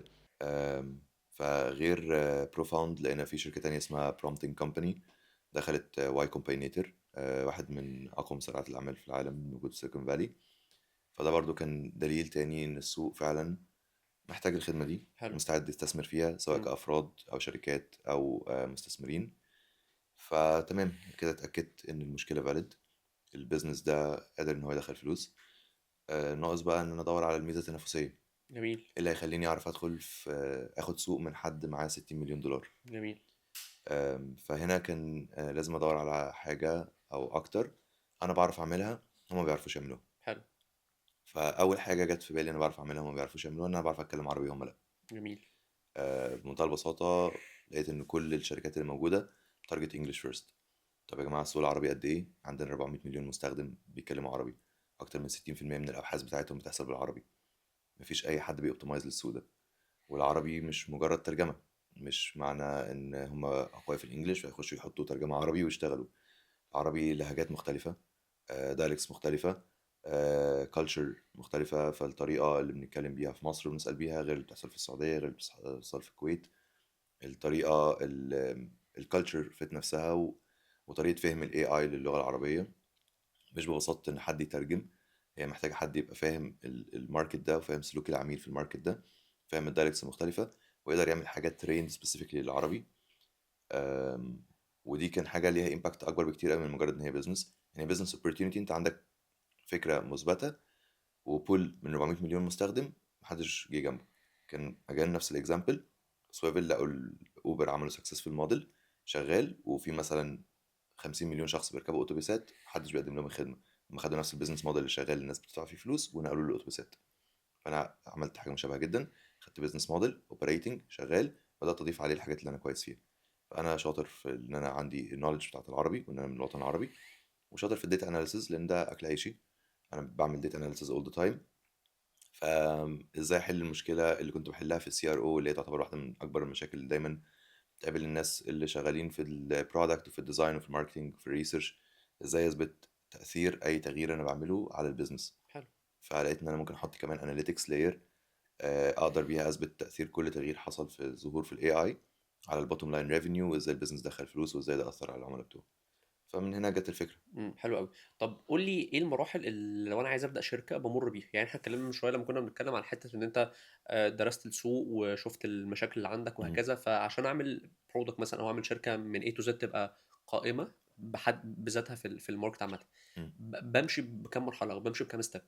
اوكي، اول مرحله المشكله. جميل، المشكله. ودي نقطه مهمه جدا، انك ما تدخلش بحل تدور له على مشكله. ما ادخلش بحل ادور له على مشكله. اه اديني يعني مثال طيب. يمكن دي اكبر حاجه انا اتعلمتها في السي ار او، لان احنا في السي ار او دوري ان انا بعمل بحث وبطلع المشاكل في الويب سايت واديها للديزاينر يحلها. فانت اوقات لو عندك حل في دماغك، يعني انت مثلا متوقع ان احنا لو عملنا التعديل ده في الموقع هيزود نسبه المبيعات، فهبتدي اخش اطوع كل الارقام وابتدي ابص على سلوك العميل بعين ان انا عايز اثبت وجهه نظري صح. حلو. ودي واحده من الانحيازات المعرفيه المشهوره جدا، اسمها الكونفirmation بايس. ان احنا دايما بندور على المعلومات اللي تثبت صحة الافكار اللي عندنا اصلا، اوكي. مش بناخد الحقيقة زي ما هي. صح. فانت لو داخل بحل في دماغك بالفعل وبتحاول تدور له على مشكلة تثبت ان الحل ده فاليد، كده كده هتلاقي. جميل. ممكن تطلع الارقام، ممكن تطلع السلوك، ممكن اي حاجة تثبتها هتظبطها يعني من الاخر بالظبط. فهتظبط معاك فهتمشي معاك. لكن لما بتخش بتدور على مشكلة من غير ما يبقى عندك حل في دماغك، بتبقى حيادي اكتر. امم. تعرف تشوف حجم المشكله بجد، هل هي حاجه مشكله عندك انت شخصيا ولا مشكله عند ناس كتير. هل حلها يستحق ان الناس تدفع فيه فلوس، ولا هي حاجه بسيطه الناس ممكن تستسهل ان هي تعملها مانوال ما تحتاجش تدفع فيها فلوس. فاول نقطه انك تلاقي المشكله. المشكله. حلو. تاني نقطه. تاني نقطه انك بعد ما لقيت المشكله ابتدي فاليديت، هل لو حلتها الناس مستعده تدفع فلوس في حاجه زي كده ولا لا. جميل. فاليديت يعني احنا اتكلمنا فاليديتنج المشكله نفسها بالارقام وبالسيجنالز بتاعت السوق. فاليديتنج الحل بانك انت تشوف هل في منافسين بيقدموا الخدمه دي ولا لا. حتى مش لازم يكون دايركت كومبيتيتور. وهنا برضو لما بقول مفيش فكره ملهاش كومبيتيتور، ممكن حد يطلع يقول لا، آه، في افكار كتير ملهاش كومبيتيتور. ظاهر بشكل من الاشكال ملهاش كومبيتيتور، مم. ملهاش دايركت كومبيتيتور. مفيش حد بيعمل جي او بالعربي. بالظبط، يعني ملهاش بالظبط. بالظبط بالحرف. لكن في اندايركت كومبيتيتورز كتير. اوكي. في ناس بتعمل جي او بالانجلش، صح. في شركات اس اي او بتحاول تسبورت في الجي او. ففي ناس كتير بتحاول تقدم الحل ولكن مفيش دايركت كومبيتيتور. صح. فلقيت المشكله، ابتدي دور على الحل، اتاكد ان الحل ده مثبت، الناس العميل مستعد يدفع فيه فلوس، الشركات مهتمه بيه، الاند يوزر بتاعك سواء كان مستثمرين او افراد موافقين ان هم يدفعوا فلوس في حاجه زي كده. جميل. لقيت الحل، لقيت المشكله، سوري، لقيت المشكله ولقيت الحل. اتاكد انك انت عندك التكنيكال نوليدج اللي تسمح لك انك انت تكون قادر تنفذ الحل ده. جميل. مش لازم يكون عندك 100% من النوليدج. يعني لما بدات ما كنتش اعرف الجي او اصلا، انا حلو. عرفت ان في ترمينولوجي اسمه جي او وانا بدور على حل المشكله. بس كان عندي نوليدج في اليوزر ريسيرش، كان عندي نوليدج في الداتا اناليسيز. فبدات استخدم النوليدج اللي عندي في ان انا انفذ بيها الحل ده. كان عندي خبره مع ستارت ابس تانية، فعارف ازاي اعمل برودكت، عارف ازاي اعمل ماركتنج استراتيجي، عارف ازاي مانج برودكت ديزاين. فعندي النولج اللي تسمح لي ان انا انفذ حاجه زي كده. فواحده برضو من الحاجات اللي ممكن يكون بيقع فيها ناس كتير، ان انا لقيت مشكله بجد فاليد وحل عبقري وانا عايز اخش انفذه، انا ما عنديش اي خبره في السوق ده. فبالتالي هغلط كتير، هحرق وقت ومجهود كتير وفلوس كتير، والبروبابيلتي بتاعت ان انا ابقى ماركت ليدر هتبقى قليله جدا. مم. لان اول حد خبير هيدخل السوق ورايا هيقدر ياخد مني السوق. مم. كان في حد بيتكلم في الموضوع ده ان حد زي ايلون ماسك مش خبير في كل حاجه هو بيعملها، صح. بس هو عنده فلوس كفايه ان هو يجيب خبراء في كل حاجه هو عايز يعملها. جميل. فهو عنده البيزنس مايند سيت وبيجيب خبراء في سبجكت ماتر اكسبرت في ايا كان اللي هو عايز يعمله. فلو عايز يعمل بكره شركه طيارات هيجيب سبجكت ماتر اكسبرت، صح. مش لازم يكون فاهم فيها. مم. وانت لسه بتبدا ما عندكش ريسورسز كافيه انك انت تهاير التالنتس دي. لازم تبقى انت التالنت، لازم تنفست خبرتك ومجهودك عشان انت معكش فلوس تنفست انستد، وعشان تعرف تقوم بزنس فروم سكراتش. فمشكله، حل، اكسبيرينس. بعد الاكسبيرينس النقطه اللي بعدها، قبل ما تبتدي تدور انك تهاير تيم او تروح تكلم انفسترز او تعمل اي حاجه، طلع تصور للحل ده. احنا في زمن اي اي، اي فكره في دماغك تعرف تطلع لها بروتوتايب في اسبوع. جميل. ايا كانت هي ايه. تعرف تعمل لاندنج بيج بتريبريزنت اللي انت بتعمله. موقع آه، مثلا اشتغل عليه وكده. بالظبط. حلو. موقع، يعني احنا حتى كنا بنقول الاول ابتدي اعمل بزنس بلان، ابتدي اعمل برزنتيشن، حط الكلام اللي في دماغك ده والسيجنالز بتاعت السوق والحاجات اللي انت شفتها دي على الورق، جميل.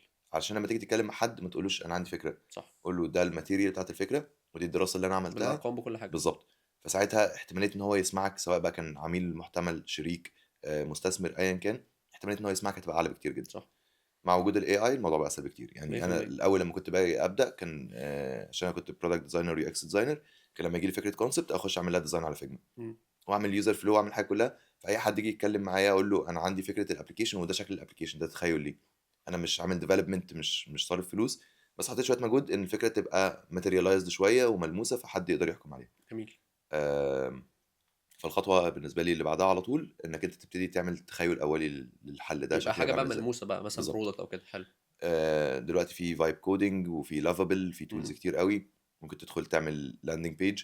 حرفيا اول ما بدات اعمل ظاهر كنت مثلا شغال 4 اي تولز، بخش مم. لشات جي بي تي اقول له انا بكتب بعمل الويب سايت ده على ريبلت، حلو. اللي هي فايب كودنج تول زي لافابل، مم. فعايزك تكتب لي البرومبت اللي هديه الريبلت عشان يعمل عشان لي يعمل الويب لي سايت. حلو. واخش اللافابل اقول له، عشان لافابل بيعمل ديزاينات حلوه مم. وفرونت اند حلو، فاخش اللافابل اقول له انا عايزك تعمل لي اللاندنج بيج اللي انا اخدها منك اديها ريبلت يشتغل بيها. مم. وكنت مدخل مانوس يعمل لي ريسيرش، بقول له انا عايزك فبتشغل تاخد كله في بعضه. الريسيرش بالظبط تديه حلو لشات جي قوي. بي تي عشان يبقى عنده نولج كافي عشان يعرف يديني برومس كويسه لريبلت. في الاخر انا كنت بستخدم شويه تولز موجوده وبحاول ليرن. عملت يعني مثلا كنت عايز اعمل اوتوميشن، انا ما عنديش خبره اوتوميشن، صح. مش عايز اخش في المجال ده فلقيت ان في تول اسمها ميك دوت كوم، انفستيت فيها مثلا $50 $100، مم. وبدات ان انا اجرب اعمل اوتوميشن واشوف هل الفكره اصلا انا هعرف انفذها ولا لا. حلو. وصلت في الاخر ان انا كان عندي لاندنج بيج لطيفه تدخل عليها تكتب الدومين بتاع الويب سايت، تعمل فيري مينيمال اناليسيس وتطلع لك ريزلتس بايجنت واحد شغاله وشكلها بلو كوست اوبريتنج. كمان، ما بالظبط. عندكش تيم، ما عندكش اي حد، اعتقد انا فالموضوع كان تقريبا جامد قوي. اللي حرقته كله لحد ما اطلع بالكونسبت قبل ما اخد الانفستمنت $200 مثلا. $200 يعني 10000 جنيه تقريبا، مم، يعني حاجه ولا تسوى في مقابل انك تبقى فاليديتد بالظبط. الكونسبت بتاعك او الحاجه وعلى فكره انت بتاعتك. مش محتاج تحرق 10000 جنيه امم. علشان تعمل اه فكره، صح لان صح. كل التولز دلوقتي بتقدم فري كريدت. امم. فانت ممكن تطلع الفكره وتطلع الانيشال كونسبت من غير ما تحرق اي حاجه، بالظبط، من غير اي هتحرق بس فلوس. اسبوع من وقتك يعني. صح. اول ما كان معايا الموديل ده، وساعتها كان جزء من المسابقه بتاعه الكورس اللي انا كنت فيه ان كل حد يعمل زي جراديويشن بروجكت. امم. فمن حظي الحلو ان انا كان معايا تيم في المسابقه دي لذيذ جدا، كان كل حد بيجيب انسايتس مختلفه، وجهات نظر مختلفه للموضوع. بدانا نشتغل على الموضوع مع بعض ونديفلوبه مع بعض. وكان واحد من الناس اللي كانوا موجودين كان دكتور احمد سامي. امم. دكتور احمد سامي هو البريزيدنت بتاع اي ال تي دي، واحده من اكبر شركات الماركتنج، وهو اكشلي انجل انفستور وعنده استثمارات في شركات مختلفه. حلو جدا. فهو لما لقى في كونسبت كويس وحس ان انا فاهم في الموضوع ده مجالي يعني، ده امم. شغلي انا هعرف انفذه، فانفايتد مي عنده في الاوفيس وبدأنا نتكلم مع بعض، وقال لي انا حابب اخد الموضوع ده بعيدا عن الكورس، بعيدا عن الدبلومه، عايز انفذه يبقى مشروع بجد وعايز امم. استثمر معاك. حلو جدا. وده كان الخطوه اللي بعدها، ان انا عرفت اخد انفستمنت. خدت انفستمنت ساعتها $150,000 امم. مقابل 20%. ودي كان بالنسبه لي حاجه برضو. ده كان بعد قد ايه من خلاص انت الكونسبت بقى موجود؟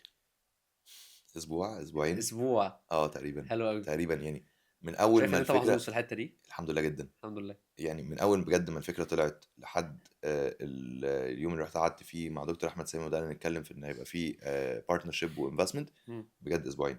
امم. لحد ما بدانا نفاينلايز الديل والموضوع يكسكيوت كان بعدها باسبوعين ثلاثه كمان. حلو قوي.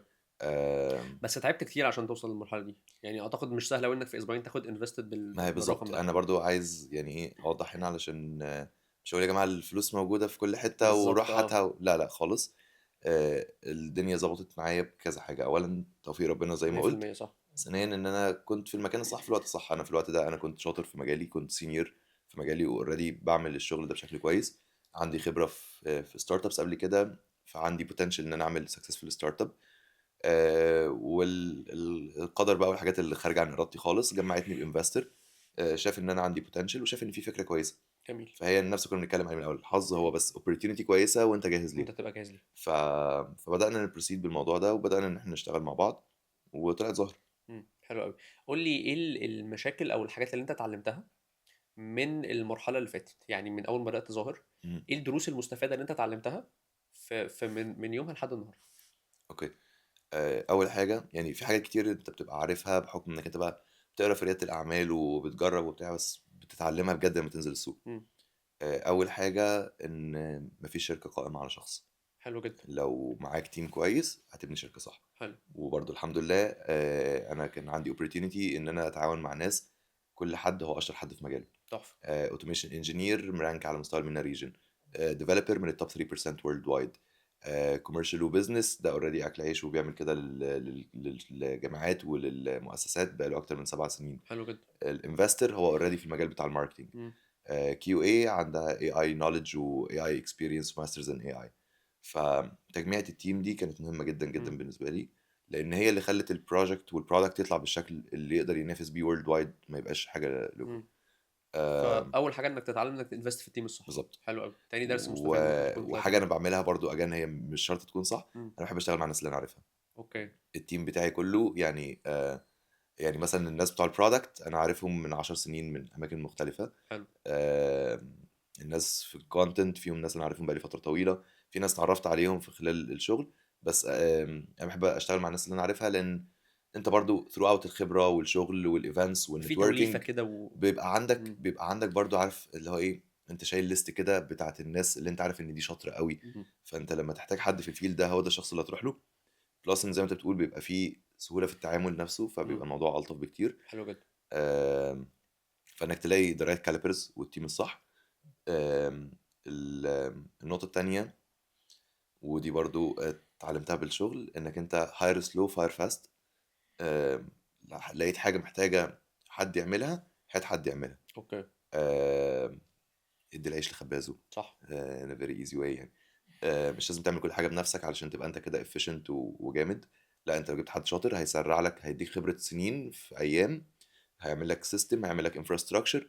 الكلام ده كله ممكن ياخد منك ترايل اند ايرور وقت طويل قوي، صح، هيكلفك فلوس اكتر بكتير من انك تهير صح، حد. وفاير فاست واحده برضو من التشالنجز، انك انت ممكن خلاص في حد انت حاسس ان هو مكريت بوتل نيك مأثر على الشغل، بس لا اصل احنا في وعود، اصل في التزامات، اصل في مش عارف ايه. خليك كلير وستريت فورورد يا جماعه، انت شخص مطلوب منك كوميتمنتس 1 2 3 صح، 4، تقدر تفولفل الكوميتمنتس دي تمام، مش تقدر تفولفل الكوميتمنتس. البريورتي الاولى لمصلحه الشغل. صح، مش عشان اي رأس مالية او انانية يعني، بس علشان احنا بنبيلد بيزنس كلنا 100%، سايبين شغلنا عشان نعمله. إمم، دي فلوس أكل انفستر. عيشنا في الآخر، بالظبط، ودي فلوس انفستر وثق فيا واداني فلوسه، فانا عندي مسؤولية اخلاقية والتزام ناحيته ان انا نرجعها له، استغل الفلوس دي بشكل كويس عشان تقدر ترجع اضعاف بعد كده. حلو جدًا، فكل الحاجات دي هتخلي عليك البردن بتاع انك انت لازم تعرف امتى تلات جو، ولازم تعرف كويس قوي انت بتهاير مين، علشان في الاخر انت مش بتبني لوحدك، انت إمم. تيم بيبني. حلو أوي. قُل لي يعني من كلامك واضح إن أنت معاك في الشركة شُركا، يعني مم، الشركة أنت مش موجود لوحدك، مظبوط. فقُل لي إزاي بتختار الشريك اللي يشاركك في الفكرة، وإيه المواصفات بتاعته اللي تخلّيه مكمّل معاك سَنة و2 و3 و4 و5 وما تجيش يعني في نقطة معيّنة كده تقول لأ خلاص إحنا مش هنكمّل مع بعض؟ اوكي. احنا دلوقتي كشركاء في الشركة احنا 3 اشخاص. أوكي. انا ودكتور احمد سامي وعبد الله. بالنسبة لي الكريتيريا الاهم ان شخص يتحول من هاي كاليبر ولا حد موظف شاطر لشريك في الشركة، هو ان يبقى ليه امباكت مستمر على الشركة، ويبقى عنده sense of ownership. إمم. ودي نقطة مهمة إن هي جدا. الحاجة دي حاجته. بالظبط. في الاخر انا متفاهم ان هي انت يعني كحد بيبني جزء في شركه، انت ممكن تقول دي مش شركتي، فانا هعمل اللي عليا وخلاص which is ما فيهاش مشكله. بس لو عايز تبقى جزء من حاجه لازم تعرف تقون الحاجه دي بشكل كامل. انا اكتر حاجه بجد بتريحني في الشغل مثلا مع عبد الله جدا، ان هو بيجي في حاجه معينه دي بتاعتي، انا هتصرف فيها. لو في حاجه انا محتاجها منك او بندنج هبعت لك، غير كده I'll take over، انا هتصرف شيل الجزء اللي من عليك. غير لما تلاقي انك انت معاك افراد انت محتاج تتدخل في كل خطوة عشان الدنيا تتحرك. فبالتالي اهم حاجة تميز شريك ان هو يبقى قادر ياخد اونرشيب بتاعت حاجة ينفذها بشكل كامل، ويبقى بجد هيأد فاليو، مش بس انك انت عايز يخش معاك شريك علشان انت عايز تقلل السالاريز اللي بتدفعها، ولا عايز تستسهل انك انت تعمل تاسك دي فعايز ترميها خلاص. إمم. لا لا، انت معاك حد عنده السكيل وعنده التكنيكال سكيل ان هو يعمل الحاجه دي، وعنده سوفت سكيل ان هو يعرف يتيك اونر شيب ويعرف يمانج الحاجه بشكل كويس. بتعرف الحاجه دي ازاي؟ يعني ازاي بتلقط من الشخص اللي قدامك اللي هو هيبقى عنده اونر شيب او هو هيبقى مسؤول او حاسس ان الحاجه دي حاجته؟ مم. بتعرفها ازاي اصلا؟ يعني هي بتبان من الشغل. يعني انا كل التيم اللي شغالين معانا حاليا في ظاهر كلهم بداوا بنفس الطريقه، اورلي ريت او بروجكت بيزد. تعالوا يا جماعه اعملوا تاسكايه، التاسك دي اتعملت بشكل كويس، طب يلا نقلب انتو بارت تايم كوميتمنت. مم. تمام، انتو كوميتمنت في البارت تايم، طب تعالوا نقلب انتو فول تايم كوميتمنت. بعد كده دلوقتي خلاص في الناس اللي هم الفول تايمر دول هيبقى ليهم بارت اوف ذا كومباني، هيبقى ليهم ايسوبس، هيبقى ليهم جزء من الشركه، علشان هم عدوا بالبروسيس بتاعت ان هو انت عارف تكون موجود كاورلي او كبروجكت بيز، عارف تكون موجود كبارت تايم كفول تايمر. انت شخص قادر تفولفل الدور المطلوب منك وتنفذه بشكل كويس، ويبقى ليك الامباكت على البيزنس، ويبقى عندك اونر شيب انك تعمل الموضوع بشكل كامل. طب الشغل لوحدي احسن ولا يكون معايا بارتنر في الشركه؟ مع وجود الاي اي انتشرت جدا فكره السولو فاوندر، ان شخص بيعمل حاجه لوحده وبيوزع بقى تاسكس على شويه هاي اند كاليبرز واي اي تولز. بس بصراحه انا مقتنع تماما ان انا لو لوحدي ما كانش الموضوع هيمشي بنفس السرعه ولا بنفس الافشنسي خالص. مم. انا كنت محتاج ان انا يبقى معايا شركه بتشيل عني جزء. عندي دكتور احمد سامي بيقول لي خلاص انا عندي الليجل تيم والفاينانس تيم، انا هشيل عنك جزء الاوفلاين اوبريشنز والهيدك ده كله والضرايب بقى والتسجيلات والحاجات دي صح. كلها. معايا عبد الله قال لي انا اشيل جزء البارتنرشيب، جزء الكوميرشال والاستراتيجي والبيزنس، الجزء ده كله. حلو. فانا كان فوكس على جزء البرودكت والفيجن وازاي نديفلوب البرودكت عشان يقدر يماتش البيزنس جراوند اللي اتعملت من هنا والكوميرشال والبيزنس اوبورتيونيتي اللي جت من هنا. مم. ف انا مقتنع تماما ان انا باي ماي اون كده كان زمان البيزنس لسه في مرحله ابعد بكتير قوي من ما فيها حلو دلوقتي. قوي. تعال بقى نتكلم عن شويه اكتر عن شارك تانك. اوكي. ما خفتش تشارك في شارك تانك وانت بتشارك فيه؟ يعني جدا خفت؟ جدا ليه جدا. طب بقى؟ اولا احنا وي جت ريكومندد، واللي انا اكتشفته ان يعني ده بيحصل كتير ان الشركات بيجت ريكومندد. فجات لنا الكول. حد عمل لك يعني، حد قال لك حد قال لك كان روح ص- رشحك تخش؟ بالظبط حلو. صديقي حسين مم. برضو الفاوندر كان بتاع هاير موجود في الحلقه اللي اكاديمي. قبلكم؟ بالظبط الحلقه اللي بعدنا. اللي بعدك اه هو صور معانا في نفس اليوم وكان موجود في اوكي. الحلقه اللي بعدنا. هو الفاوندر بتاع او جي بيز، وهو كان موجود في البروسس اوريدي، وهم سالوه على ريكومنديشن فهو ريكومند اس. وحد من شارك تانك تيم كلمنا قال لنا يا جماعه في اوبورتيونيتي وتطلعوا تشاركوا في شارك تانك وكده. فهي كانت بالنسبه لنا احنا كنا بنفكر في نقطتين. اول حاجه هم كانوا بيقولوا لنا التصوير بعد 3 اسابيع. احنا خلال 3 اسابيع دول كنا اصلا موجودين في الغردقه مع الروتري فوكيشنال ايفنت. كان عندنا مشاركين في ريسبونسبل اي اي كاب، كنا بنجهز لاي اي ايفريثينج ايفنت، كنا بنجهز لمؤتمر بتاع قطر، كنا بنجهز لكذا حاجه في نفس الوقت، شغالين على كذا ابلكيشن في نفس الوقت. والتايم بيريد كانت قليله جدا جدا ان احنا نعمل حاجه زي كده. مم. بلس ان احنا شركه بقى لنا في السوق 5 شهور. اوكي. عموما الموضوع كله ككونسبت طلع في شهر اوجست، بقى لنا 5 6 شهور. مم. فالاكسبوجر بتاع شارك تانك ده حاجه كبيره جدا، بيبقى ليها تبعيات كتير. ومحتاج تبقى جاهز ليها، علشان هو كارت. انت في الاخر طالع في الشو بيتفرج عليه مثلا 20 مليون فيوز اون افريج. فانت ما ينفعش انك انت تطلع تريبريزنت الشركه بشكل مش كويس، عشان انت لو عملت حاجه زي كده انك يجي لك فرصه انك تصلح ده بعدين تبقى صعبه هيبقى جدا. صعب تبقى جدا قليله جدا جدا. جدا. التخوف اللي كان عندي من شارك تانك هو ان احنا نطلع نشرح الفكره. ف بطبيعة الفكرة نفسها كانت هتبقى معقدة على المستمعين سواء الشاركس أو المستمعين اللي في البيوت. فننتهي الشو إن إحنا ما ناخدش أوفر من أي حد، والناس تحس إن إحنا تو early والفكرة مش واضحة وملهاش إمباكت. ومن الآخر ما نعرفش نستغل الفرصة بتاعت إن إحنا نظهر البروجكت بشكل اللي يليق بيه وبالسيجنالز اللي إحنا شايفينها في السوق أوريدي. مم. عشان نبعد عن التخوف ده كنا بنجهز بشكل غير طبيعي. في وقت احنا بالفعل كنا مش بننام، عشان احنا كنا بنعمل كذا حاجة تانية في نفس الوقت. ف بنصور حاجة، وتيم شارك تانك بصراحة ساعدنا جدا جدا، تيم الإخراج والإعداد بتاع شارك تانك. احنا كنا بنبعت لهم الفيديو بتاع كأننا كده سيميوليشن اللي هنعمل برزنتيشن ازاي. يا جماعة انتوا بتتكلموا انجلش كتير قوي، انتوا الناس مش هتفهم بتتكلموا الكلام ده. تكنيكال كتير قوي. اه. انت حتى لو الخمسه اللي قدامك فهموا ده مش منطقي بالطريقه كميه التكنيكال اللي انت الناس اللي بتتكلم بيها بتتفرج دي. مش تفهم. الناس بتتفرج مش تفهم. مم. انت عايز الناس كلها تستفيد، عايز الناس كلها تستمتع، وعايز تطلع ببزنس اوبورتيونيتي ويجي لك شغل. ففي الاخر انت محتاج تقدم حاجه مفيده لكل الناس، مش مفيده للناس اللي في مجالك. مم. قعدنا نعمل كذا تيك ونغير كذا مره. طب يا جماعه اشرح كانك بتشرح لجدتك، طب يا جماعه حاولوا تبسطوا الموضوع. لحد بقى ما وصلنا في الاخر ان احنا بنشرح عن طريق ان احنا بنبدا من الجورنان وازاي الاعلانات في الجورنان كانت بتحصل، اوكي. وصولا للاعلانات في الاي اي، وان هو نفس الكونسبت انك انت عايز تظهر في المكان اللي الناس بتبص عليه، حلو. بس مش اكتر. فهي كانت بروسس فن جدا، ان احنا في خلال مده قصيره عرفنا نفهم البيزنس بتاعنا بشكل احسن. حلو. انت كل ما بتحاول تشرح حاجه بشكل اكتر، كل ما بتحاول تبسطها، ومع التبسيط ده بيحتاج منك فهم اعمق للموضوع، فلقينا نفسنا بنذاكر اكتر، بنفهم الموضوع بشكل اكتر مم. وبنشرحه بشكل احسن. لو قلت لك قول مم. لي يعني اهم مكسب من الرحله بتاعتك كلها في شارك تانك، اهم مكسب ليكوا، مكسب واحد بس هيبقى ايه؟ ينفعوا الاثنين. ينفع نقول اتنين؟ التجهيز اللي قبل شارك تانك حلو. والاكسبوجر اللي حصل بعد شارك تانك. مم. الاتنين دول اكتر حاجتين اه. استفدت بيهم اكتر. لو جينا نقول واحده منهم، الاكسبوجر اكتر. وهو كبزنس اه. الاكسبوجر هو اكتر حاجه ماتيريالايزد ليها حلو. تاثير يعني. هو بجد الرحله والله يعني انا مش بقول كده خلاص، بجد الرحله كانت مفيده على كذا سكيل. مم. يعني اصلا الساعه بتاعه التصوير، يعني احنا عموما احنا صورنا لمده ساعه، نصها اتقص تقريبا. اوكي. الساعه بتاعه النيجوشيشن مع شاركس دي بتاخد فيدباك من ناس موجوده في السوق بقالها كتير، حتى لو الاي اي هو مش مجالهم الرئيسي، بس هم عندهم خبره في ازاي السوق بيتم. فتسمع من احمد طارق حاجه عن الفالويشن، تسمع من ايمن عباس حاجه عن الماركتنج، تسمع من محمد فاروق حاجه عن الاي اي. في الاخر انت بتحاول تاخد انسايتس كتير قوي في وقت قليل، فده فري كونسلتيشن سيشن يعني. صح. التجهيز اللي قبلها زي ما قلت لك ساعدنا جدا ان احنا نبسط الموضوع، لكن بصراحه الاكسبوجر اللي حصل بعد الحلقه كان عبقري. فلو جيت مم. اقول لك ان انتوا كنتوا طالعين على شارك تانك تاخدوا اللقطه. يعني احنا فكرنا في كده، فكرنا ان احنا نطلع في شارك تانك ناخد اللقطه ونرفض الاوفرز كلها. في الاخر حسينا ان هو طب احنا نعمل كده ليه؟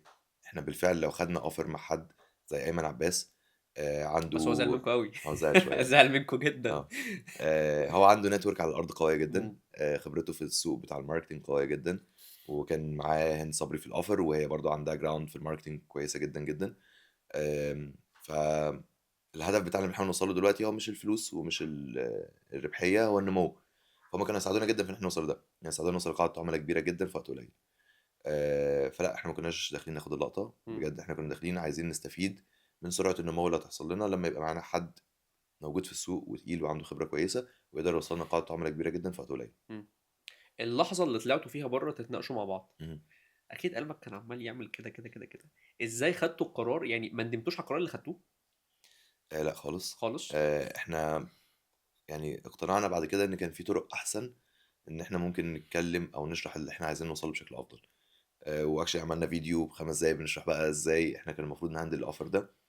ومعترفين تماما ان احنا خدنا في خلال 3 اسابيع دول تركيزنا الاكبر على ازاي نخلي البيتش بيرفكت، بس في النيجوشيشن سيناريوز كان ممكن نفكر في تفاصيل اكتر من كده. مم. احنا كنا داخلين واحنا مقتنعين ان احنا اوريدي مطلعين 20% في البري سيد انفستمنت، عايزين نخش 5 راوندز تانيين. شايفين الشركه دي ممكن تبقى مالتي ناشونال كومباني، ممكن تبقى توصل لسيريس سي وتجمع انفستمنت كتير جدا. راس مالنا الوحيد هو الشيرز الايكوتي والكومباني بتاعت فالويشن حلو. والايكويتي. بالظبط. فاحنا مش هينفع نتخلى عن اكتر من 10% في المرحله دي، ان احنا داخلين شارك تانك اصلا من غير ما نزود جنيه تقريبا على الفالويشن بتاعنا. مم. احنا كنا داخلين بنفس الفالويشن بتاعنا اللي احنا كنا واخدينه على الشركه وهي في مرحله الفكره، وهي بقول لك لسه في مرحله الام في بي بعد مم. اسبوعين من ما الفكره طلعت.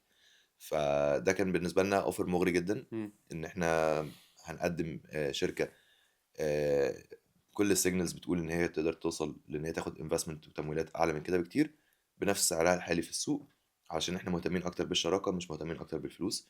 والسبب التاني ان احنا الفلوس الانفستمنت اللي خدناه الاول لسه معانا يكفينا من مم. سنه ل 16 شهر، فاحنا بالفعل مش محتاجين الفلوس، مم. احنا محتاجين السبورت على الارض. فما ندمتوش خالص على القرار؟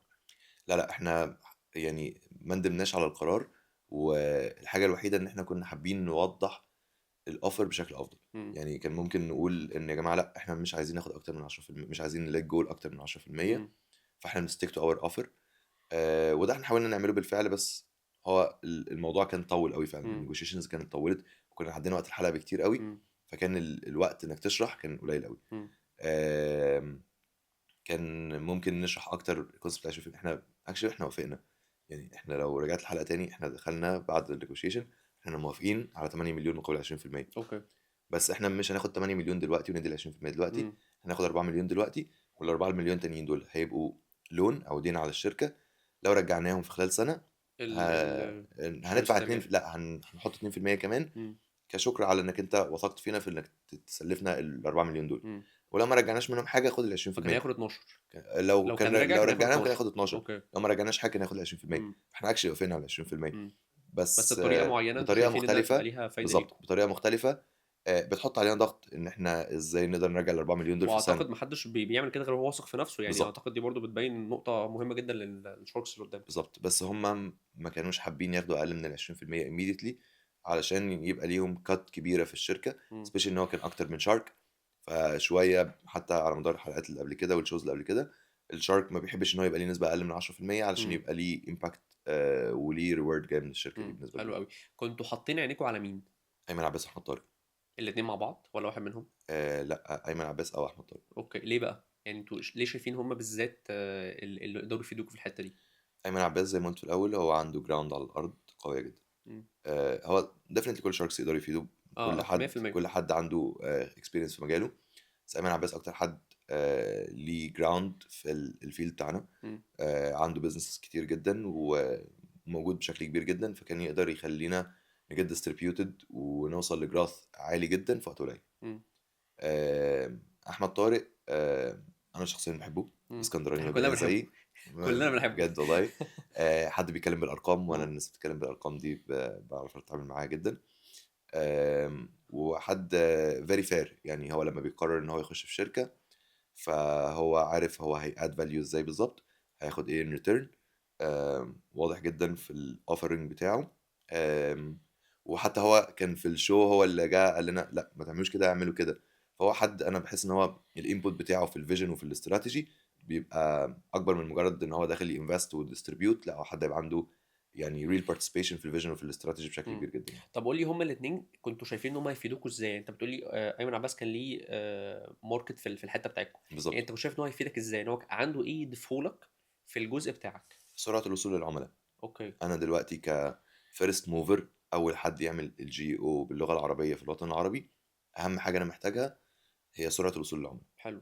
لان خلينا واضحين جدا وصراحه، في عصر الاي اي التكنولوجي ما بقتش بارير في انتري. مم. يعني ايه؟ يعني زمان كان بيقول لك ايه الباريرز في انتريز، ايه اللي يمنع حد ان هو يدخل يعمل شركه شبه شركتك وياكل منك السوق. صح.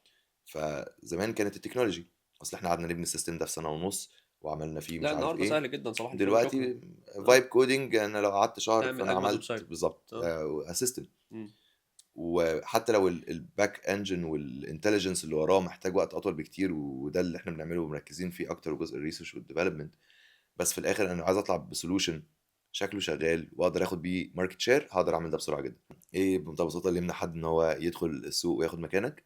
اول حاجه انك انت تبقى عندك نوليدج في الفيلد ده، وفي مجال جديد زي الجي او اي مجال مختلف او جديد. سرعتك في انك انت تتعلم وتحط وقت في البحث وفي تطوير الحاجه اللي انت بتعملها، ويبقى عندك الباك اند انتليجنس. ده اللي هيخلي اي حد يجي يدخل جديد محتاج يقضي نفس الوقت دوت ما بين ترايل اند ايرور مم. وتجربه علشان يوصل لنفس النتائج.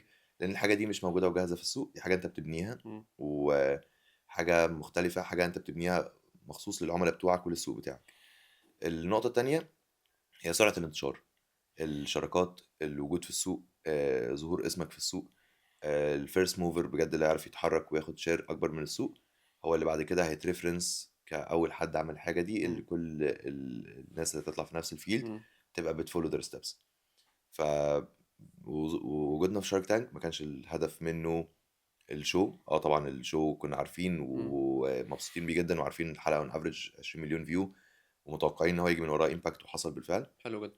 بس كان الهدف التاني هو ان احنا ازاي ناخد حد يساعدنا ان احنا لو عايزين نوصل ل 10,000 عميل في خلال سنة نقدر نوصل لهم في خلال شهر بعلاقاته وبوجوده على الأرض. حلو قوي. بس انا حاسس ان انا ممكن اختلف معاك شويه في النقطه اللي كنت بتتكلم فيها دلوقتي، انه يعني لو حد معاه فلوس هو عادي جدا ممكن يجيب تيم عنده نولج يعمل الفكره. يعني الناس اللي قدامكم اللي كانوا قاعدين في الشاركس دول اكيد معاهم فلوس كتير جدا، مهم. فهو ايه اللي يمنعه ان هو يجيب ناس عندها نولج تعمل نفس الفكره بتاعتكم وعنده كونكشن فيدخل هو ياكل السوق؟ الناس اللي عندها نولج في الحاجة اللي احنا بنعملها أصلا الوصول ليهم صعب جدا. اوكي، فدي كده انت بتتكلم عن النقطه بتاعتك انت بالذات، اه اللي يعني هو الكونسبت بتاعك انت مش في اه البيزنس عامه. يعني اوكي. لو هتكلم عن البيزنس بتاعي انا فهو الجي او كاندستري بقى لها اقل من سنتين. امم. الناس اللي عارفه يعني ايه جي او وعارفه ان هي عملت ريسيرش ودورت وقرت في الموضوع ده وعندها خبره كافيه ان هي تشتغل في فيلد زي ده هم قليلين جدا. امم. وانك تلاقي حد تيم شاطر، حد في الاوتوميشن وحد في الديفلوبمنت. اه انت لو معاك فلوس تقدر تهاير ناس في اماكن مختلفه وتقدر تهاير اشطر ناس في الدنيا، بس ستيل انت ما عندكش السبجكت ماتر اكسبرت، ما عندكش النولج في الاندستري نفسه اللي تساعدك انك انت تتحرك بالسرعه دي. امم. تاني حاجه ان احنا الوقت اللي خدناه ما كانش، احنا بقالنا 5 شهور ما كناش بنطلع في اي شوز، ما كناش حتى بنستقبل عملاء. كنا شغالين مع مجموعه عملاء صغيرين جدا وقافلين نفسنا عليهم، ومش بنحاول نريتش اوت لحد، مش بنعمل اي ماركتنج، لان احنا كنا بنستخدم الوقت ده في حاجه اسمها R&D. مم. احنا قاعدين نجرب ونغلط ونتعلم ونتعلم ونطور ونحسن. وهكذا. فاي حد هيدخل بعدنا عشان يخش على سوق جديد في مجال جديد، هو لازم يقضي الوقت اللي احنا قضيناه ده، لو ما كانش اكتر منه، لان احنا استخدمنا خبرتنا اللي من قبل كده في ان احنا نخلي الوقت ده اقصر. صح. فهو على الاقل اقل تقدير هيقضي كل الوقت اللي احنا قضيناه علشان يوصل لنفس الاكيورسي، نفس الانتليجنس اللي احنا وصلنا له دلوقتي. حلو قوي. قول لي قبل شارك تانك ظاهر ايه بالارقام، وبعد شارك تانك بالارقام، بما ان انت راجل بتاع ارقام. اوكي. مثلا كان معاكم كام شخص ودخل لكم كام كلاينت جديد؟ اوكي. استيميتد مثلا فلوس كام بقت كام اكس مثلا بعد شارك تانك؟ اوكي. طيب احنا قبل شارك تانك هي الاكسبوجر كله حصل مره واحده. ويب سامت قطر مع اي ايفريثينج مع شارك تانك، احنا كنا في اي ايفريثينج في يوم ذات الحلقه بتاعت شارك تانك، مم. وكنا قبلها باسبوعين في كايرو في ريسبونسبل اي كاب. فالفتره اللي قبلها كلها كانت بيتا فيز، كانت فتره زي ما قلت لك احنا كنا بنتعلم وبنحسن. فاحنا كنا شغالين مع 10 عملاء بس، 10 كنا بس. 10 بس مم. وقافلين تماما على ان احنا ما بندخلش اي كلاينتس جديده. بنويلكم لو حد حابب يخش يترايل، بس ما فيش كوميتمنت ناحيه كلاينتس، ان احنا عارفين ان احنا في بيتا فيز وبنحسن الموديل نفسه. مم. من اول ما طلعنا في شارك تانك تقريبا كان عندنا في البدايه 1000 عميل مهتم بالخدمه بشكل عام. احنا دلوقتي بعد شارك عندنا، تانك بقى في 1000 عميل؟ لا لا، قبل شارك قبلها تانك، اوكي. كان في 1000 عميل مهتم بالخدمه. احنا مم. كنا مقررين ان احنا مش هنشتغل مع 10 بس، فكان في 1000 عميل مهتم بالخدمه. بعد شارك تانك احنا بنتكلم ان هم اراوند 15000 عميل 15000. يس، حلو ما قوي. بين الناس اللي سبميتد على الويب سايت، والناس اللي بعت لنا على السوشيال ميديا، والناس اللي بعت لنا على البيرسونال اكونتس وعلى الديفرنت سوشيال ميديا بلاتفورمز. اراوند 15000 شخص ابدا اهتمامه بالموضوع. قبل شارك تانك كان الناس اللي جربت منهم كام السيرفيس. شخص؟ طيب يعني منهم كام شخص بعد ال 15 مهم. بقى سبسكرايب معاكم؟ اه، ما أنا هقول لك اوكي ماشي. الفلو كلها. قبل شارك تانك كانت الناس اللي جربت الخدمه بتاعت ظاهر ودخلت عملت مثلا فري اوديت كانوا حوالي 200 شخص. احنا او I think 300 شخص. بعد شارك تانك عندنا اكتر من حوالي 8000 بزنس دخل بالفعل وجرب السيرفيس بشكل كامل وخد الفري ريبورت. كانت الناس اللي انترستد ان هي تخش تدفع فلوس في ظاهر قبل شارك تانك كانوا I think around 10 to 20 businesses مثلا. مم. لان again هي كانت كلها word of mouth، حد اشتغل معانا عملنا له نتائج كويسه فبدا يقول لحد. ريكومنديشن. بعد شارك تانك احنا عندنا اكتر من 500 بزنس بمالتي دومينز، فدول كل حد فيهم بالنسبه لنا او مالتيبل اكونتس. مش مجرد مهتمين ان هم يدفعوا فلوس، هم دخلوا اوريدي عملوا ريكوست طلبوا الاكسس بشكل كامل و ready to activate. قبل شارك تانك احنا زي ما قلت لك كنا شغالين مع 10 كلاينتس بس. دلوقتي احنا we're close to 100 active user عندنا على الويب سايت، وبنكلوز بقيه ال 500 كلهم.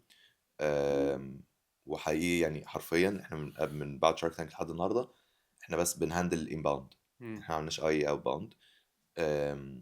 وده الحمد لله برضو بشكل ما كان ذكاء، ان احنا عرفنا نستغل الاوبورتيونيتي اللي موجوده ونحاول نادابت ليها باحسن شكل ممكن. طبعا مع وجود بعض التشالنجز زي مثلا بيمنت جيت واي ما كانش اكتف. ليه؟ لان الشركه اتحركت اسرع بكتير قوي من الاوراق اتحركت. صح. فاحنا خلصنا الموديل وطلعنا لايف شارك تانك وبقينا موجودين، ولسه بنحاول نخلص البطاقه الضريبيه والتسجيل مم. القانوني والحاجات دي حلو كلها. جدا. الحمد لله الحاجات دي كلها خلصت. بيمنت جيت واي ويل بي لايف ممكن مع ذات مم. الحلقه. آم، بس في الفتره اللي احنا كنا بنجيت اكسبوزد فيها بعد شارك تانك كان عندنا شويه حاجات. هي احنا اتحركنا ببرودكت اسرع بكتير قوي من الحركه اللي حصلت اوف لاين او اوبريشنالي. حلو. فده خلانا شويه نمشي بسكيل، مش هقول ابطا بس بسكيل اكيوريت اكتر. بنحط هيومن ان ذا لوب، مم. نتاكد ان كل حاجه اكيوريت، كل حاجه ريبريزنتيف. وده ساعدنا جدا جدا من بعد الاكسبوجر بتاع شارك تانك ان احنا الاماونت اوف انهانسمنتس اللي عملناها والابديتس بيزد على الكلاينتس فيدباك والميتنجز كنا بندخلها مم. والاراء اللي كنا بنسمعها، ساعدتنا ان احنا نطور كتير جدا في الفتره الاخيره مم. دي. حلو قوي. طيب خليني اسالك سؤال، اقول لك على حاجه. مم. شارك تانك هي اللي خلت ظاهر يتعرف. مم. فلو ما كانش، لو ما كنتوش طلعتوا على شارك تانك، كان ايه البلان بتاعتكم اللي ممكن تخليكم تتعرفوا او توصلوا للجمهور الكبير ده؟ او السؤال بشكل تاني، هو كان ايه البلان بتاعتكم ان انتوا لو شارك تانك ده ما طلعتوش فيه، كنتوا هتطلعوا ازاي؟ هتظهروا ازاي؟ اوكي. احنا قبل ما جينا opportunity او لما جت لنا opportunity بتاع شارك تانك زي ما كنت بشرح لك احنا كنا اوريدي انفولفد في 5 ابلكيشنز مختلفين. اوكي. فاحنا كنا بدأنا موجودين مع الروتري فوكيشنال، بنسبمت في ريسبونسبل اي اي كاب، في اي اي ايفريثينج، مقدمين وتقابلنا في ويب سامت قطر، بنقدم على ليب السعوديه. فكنا ماشيين في كذا اتجاه في نفس الوقت. كنا خلاص بدأنا نطلع اوريدي من البيتا فيز وعايزين نوصل للاكسبوجر. ممكن كل الويز دي ما كانتش هتوصلنا لنفس سرعه الاكسبوجر بتاعت شارك تانك، ولكن كانت هتبتدي تساعدنا ان احنا نتعرف اكتر. مم. واحنا حقيقي كان الجول بتاعنا في المرحله اللي قبل كده ما كانش ان احنا نتعرف خالص، على قد ان احنا لما نتعرف صح، نتعرف صح. احنا عندنا برودكت ريدي تو سيرف وريدي تو اد فاليو. مم. ولما وصلنا لها بدانا ان احنا نابلاي على الديفرنت ابلكيشنز المختلفه دي علشان نبتدي مم. نشاف بنسبه اكبر. وكنا بقى بدانا اوريدي نسبند اكتر في الماركتنج، ناكتيفيت الماركتنج شانلز بتاعتنا، مم. ونعمل فيديوز ونشرح. فكان في شانلز كتير قوي كان ممكن في بلانز تساعدنا تانية موجودة بالظبط. يعني اصلا، حلو قوي. طب هو اسالك سؤال، هو شارك تانك مستفيد ايه من الناس اللي بتطلع عليه؟ اولا هي opportunity للشاركس زي ما هي opportunity للانتربرينورز. الانتربرينور داخل ياخد انفستمنت، وشارك شاطر يساعده في ان هو ينتشر بسرعه. والشارك داخل يستفيد ان هو يبقى عنده بارت في كومباني مم. ممكن تبقى بعد كده مالتي مليون دولارز كومباني، فيرجع له استثماراته دي اضعاف الاضعاف. فهم زي اي علاقه ما بين مستثمر ورائد اعمال، هم يعني هل الاثنين البرنامج ما مستفيدين. بياخدش من الناس اللي داخله تعرض مشاريعها فلوس لا لا خالص، خالص؟ خالص اوكي. بالعكس. يعني انا ولا انتوا حقيقي، بتدفعوا فلوس عشان تشاركوا؟ لا لا خالص ولا اوكي. اي حاجه. انا حقيقي اتبسطت من الحياديه اللي في البرنامج اللي اه عشان كده استغربتها. سالتك. يعني احنا واحده من الحاجات اللي اتقالت لنا: انت ممنوع تابروتش شاركس، ممنوع يعرف انت مين، ممنوع يعرف شركتك، انتوا هتبقوا موجودين في نفس اللوكيشن قبل التصوير، ممنوع انك تابروتش الشارك باي شكل من الاشكال، ولا تعرفوا ولا عشان هو تكلموا لازم ولا اي يعرفك حاجه؟ اول مره امم. وانتوا لايف واحنا بنصور. صح. فهو ما بيبقاش عنده اي معلومه عنك قبل كده. امم. فدي بصراحه من الحاجات اللي عجبتني جدا. لا هو امم. الشو مش بيحاول يمونيتايز الموضوع. اكيد طبعا بيمونيتايز الموضوع باشكال بشكل تانية. تاني، اوكي، بس في قصدي الاخر منكم انتوا ما اتس ا ميديا فيش. شو يعني. صح. ليه فيوز كبيره، ليه ريفينيو ستريمز مختلفه. لكن during اللي بيحصل ما بيننا وما بين الشاركس، لا هي الاستفاده للانتربرينور وللشارك، ان امم. احنا نطلع بانفستر قوي يساعدنا، وان هم يطلعوا ان هم يبقوا بارت اوف ا كومباني ممكن بعد كده تبقى هي امم. مالتي مليون دولار كومباني، تعوض اكتر من الانفستمنتس اللي امم. حصلت قبل كده حلو كلها. قوي. هل ممكن يجي يوم من الايام انور يقول خلاص ظاهر كده صفحه واتقفلت شكرا نشوف حاجه تانية؟ في العادي اي فاوندر ما عندوش اكزيت بلان دايما بيبقى عنده حاجه غلط. اوكي. يعني لازم دايما يبقى عندك اكزيت بلان، لازم اكزit تبقى بلان دي عارف اللي هي ايه بقى؟ اللي هو امتى انا مستعد ابيع البيزنس دوت واخرج منه. اوكي. تمام. ليه؟ علشان اكتر نصيحه بتتقال دايما في رياده الاعمال: don't fall in love with your idea. امم. ما تقعش في غرام حب فكرتك. الحاجه اللي بتحب انت بتعملها. لو وقعت في غرام فكرتك وحبيت فكرتك، مش هتعرف تتقبل نقد، مش تبقى مرن في التغيير. صح. لو جه حد عرض عليك فلوس كتير جدا مش هتكزت. فلازم يبقى دايما عندك اكزت سيناريو، لازم تبقى عارف امتى انت هتخرج من المشروع ده باكبر استفاده ليك ولكل الافراد اللي موجودين معاك في الشركه، لان في الاخر انت مش بتعمل حاجه لوحدك. صح. احنا في ظاهر البلان بتاعتنا هو ان احنا بنبني فاونديشن لاير للغه العربيه بشكل عام. لان في فتره المنافسه بتاعه الاي اي، وجود حل بيقدم تغيير جذري لظهور العلامات التجاريه واللغه العربيه عموما في الاي اي، حاجة ممكن تبقى ميشن مش مجرد بيزنس صح. وخلاص. واحنا عندنا بلانز كتير قوي ان احنا نكسباند ظاهر في اشكال مختلفة، تساعدنا ان احنا نعرف نفضل موجودين في الماركت، ونبقى وان ستوب شوب لاي حد حابب ان هو يظهر في العصر الجديد بتاع الاي اي. مم. في اكزيت بلان ممكن تكون يعني انت مجهز الاكزit بلان بتاعتك ولا لسه، ولا لسه اه بتفكرش بس فيها؟ دريمي اكزيت بلان شوية. اوكي. يعني مش منطق، مش واقعيه قوي او مش ارقام قوي؟ يعني هي واقعية من وجهة نظري، مش تبقى اوكي. واقعية من وجهة نظر الناس يعني. مم. يعني انا هاكزت لو جا مثلا جوجل تشتري ظاهر ب 100 مليون دولار، ساعتها وي كان اكزت. مم. حلو لكن جدا. يعني مش هاكزت على اوفر دلوقتي وانا شايف البوتنشال اللي ممكن يحصل قدام. مم. حلو جدا. بصيت على الويب سايت بتاعكم لقيت ان انتوا حاطين في جزء من الاجزاء بتاع الويب سايت ان انتوا بتعملوا ديديكيتد داتا اناليسيز. مهم. انت بتستفيد ازاي من الداتا اناليسيس في شغلك؟ زي ما قلت لك احنا اول ما بدأنا ظاهر كان الاثنين المزايا التنافسية اللي عندنا. مم. اول حاجة هو الفهم للغة العربية والسيمانتك اناليسيز. تاني نقطة هي الداتا اناليسيز اللي هو كور شغلي، ان ازاي نقدر من خلال التحليل للبيانات نربط كل تغيير او تحسين اتعمل من خلال المنصة بتاعت ظاهر على امباكت فعلي على البيزنس والارباح بتاعت البيزنس. فاحنا جزء من الانتربرايز بلان اللي بنقدمها، اللي هي مور اوف ان ايجنسي موديل بنديكيت فيها تيم كامل ان احنا بنشتغل على الداتا اناليسيس بشكل كامل. بوريك تحليل البيانات بتاعتك كلها قبل ما نبدا نشتغل البيزنس بتاعك. بتجيب ارباح منين، اكتر مصادر بتدخلك فلوس، بتخسر فلوس فين، نسبه مشاركه الاي اي في المبيعات بتاعتك قد ايه بالظبط.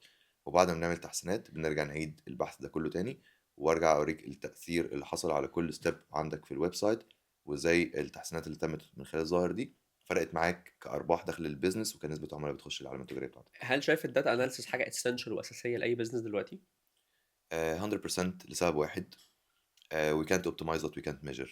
لو اوكي. احنا مش عارفين نقيس الحاجة مش هنعرف ان هي محتاجة تتحسن، مش هنعرف نحسنها. حلو جدا. فأي بيزنس محتاج يكبر محتاج ان هو يبقى شايف الأرقام عشان يعرف يحط فلوسه فين بأقل مجهود تجيب له أعلى عائد. مم. عارف قاعدة ال 20 80؟ 20/80. بالظبط. مم. فين ال 20% من الويب سايت أو من البلاتفورم بتاعتي اللي لو حسنتها بشكل كويس هتعلي 80% من العوائد اللي ممكن تجيلي. مم. حلو جدا. فمن غير أرقام مش هتعرف تعمل ده. بتستخدم تولز ايه عشان تحلل الداتا، او آه، بتستخدموا تولز ايه عامه يعني بما ان انت شغال في الحته دي؟ حاجات كتير، جوجل اناليتكس، امبليتيود، بوست هاج، ميكس بانل. التركيز الاكبر بيبقى على جوجل اناليتكس يعني بنسبه كبيره لان هي تول مجانيه اي حد يقدر يستخدمها. مم. فيري انتويتيف وسهل انك توصل فيها لمعلومات كتير يعني. ما بتستخدموش مثلا اكسل، باور بي اي، تابلو، الحاجات دي؟ بنستخدم الحاجات دي في الداتا فيجواليزيشن بس في جزء اوكي. الاناليسيز نفسها لا. يعني الاناليسيز كلها اللي بنعملها من الرو داتا اللي جايه من المصدر نفسه علشان دي بتبقى اكتر داتا مش بايظد. يعني انت لو بصيت على الداتا من اي حاجة تانية ممكن تبقى متأثرة بعوامل مختلفة. مم. لكن لو انت بتبني ريبورت بتاعك من جوه جوجل اناليتكس تقدر تشوف المستخدمين اللي في الفئة العمرية دي في الجندر الفلاني في المنطقة السكنية دي تفاعلوا ازاي مع الإعلان ده في الوقت مم. ده مقارنة بإعلان تاني مثلا. مم. حلو جدا. فبتبقى الداتا اكيوريت اكتر بكتير وريبريزنتيف اكتر بكتير. حلو قوي. اديني نصيحه، او ادينا بقى بعض النصايح من رحلتك عامه في البيزنس وفي الحياه عامه لاي شخص بيبدا البيزنس بتاعه، او مم. اي شخص عامه يعني بيستارت الكارير بتاعه دلوقتي. خد بالك من كذا، ما تاخدش بالك او ما تقعش في كذا، اتعلم من كذا من الاكسبيرينس بتاعتك. اوكي. آم، ماشي. اول حاجة انت لازم تبقى بتاع حاجة. بتاع حاجه. اه. يعني انا واحده من التشالنجز اللي قابلتني في التنطيط كتير من الكاريرز المختلفه ساعدني ان انا اخد خبره وابني نتورك واتعرف على ناس كتير واجرب حاجات مختلفه. بس ما كنتش عارف اوصل لهاي انكم جوب علشان انا ما عنديش خبره كبيره في حاجه. انا اشتغلت دي شويه سنه واشتغلت دي سنه واشتغلت دي سنه. فاي حد عايز يدفع لك فلوس كتير لازم تكون واصل ليفل سينيورتي معين. السينيورتي ده معناه ان انت مسكت حاجه معينه فضلت تعملها 3 ل 5 سنين، يو ماسترد بشكل كبير جدا، تقدر تاخد عليها فلوس كتير وتقدر تعمل بيها عائد للبيزنس كويس. فلازم تبقى بتاع حاجه. لازم بالبلدي كده يبقى عندك صنعه.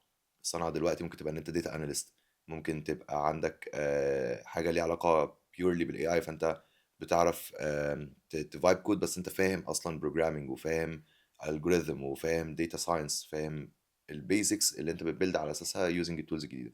فلازم يبقى عندك سكيل، لازم يبقى عندك سكيل انت شاطر فيها تبيلد عليها. آم، لازم تعرف تبقى مرن مع اللي بيحصل في السوق. مم. كل يوم في حاجة جديدة بتطلع فأنت لازم تبقى مرن. بس في نفس الوقت ما ينفعش تبقى مرن قوي وتحاول تشوف كل حاجة بتحصل علشان في الآخر أنت هتحس إنك أنت overwhelmed مش هتتحرك في أي اتجاه. واحدة من أكتر الحاجات اللي ساعدتني وأنا بخش عالم ال AI، أنا في الأول انبهرت جدا. إيه ده، أنا أخش أعمل هنا صورتي هاري بوتر وأخش أعمل مم. هنا فيديو أنا مش مصدق سوبرمان، نفسي. وهنا فايب كود وهنا اوتوميت ايجنت وهنا اعمل حاجه بترد على الرسائل.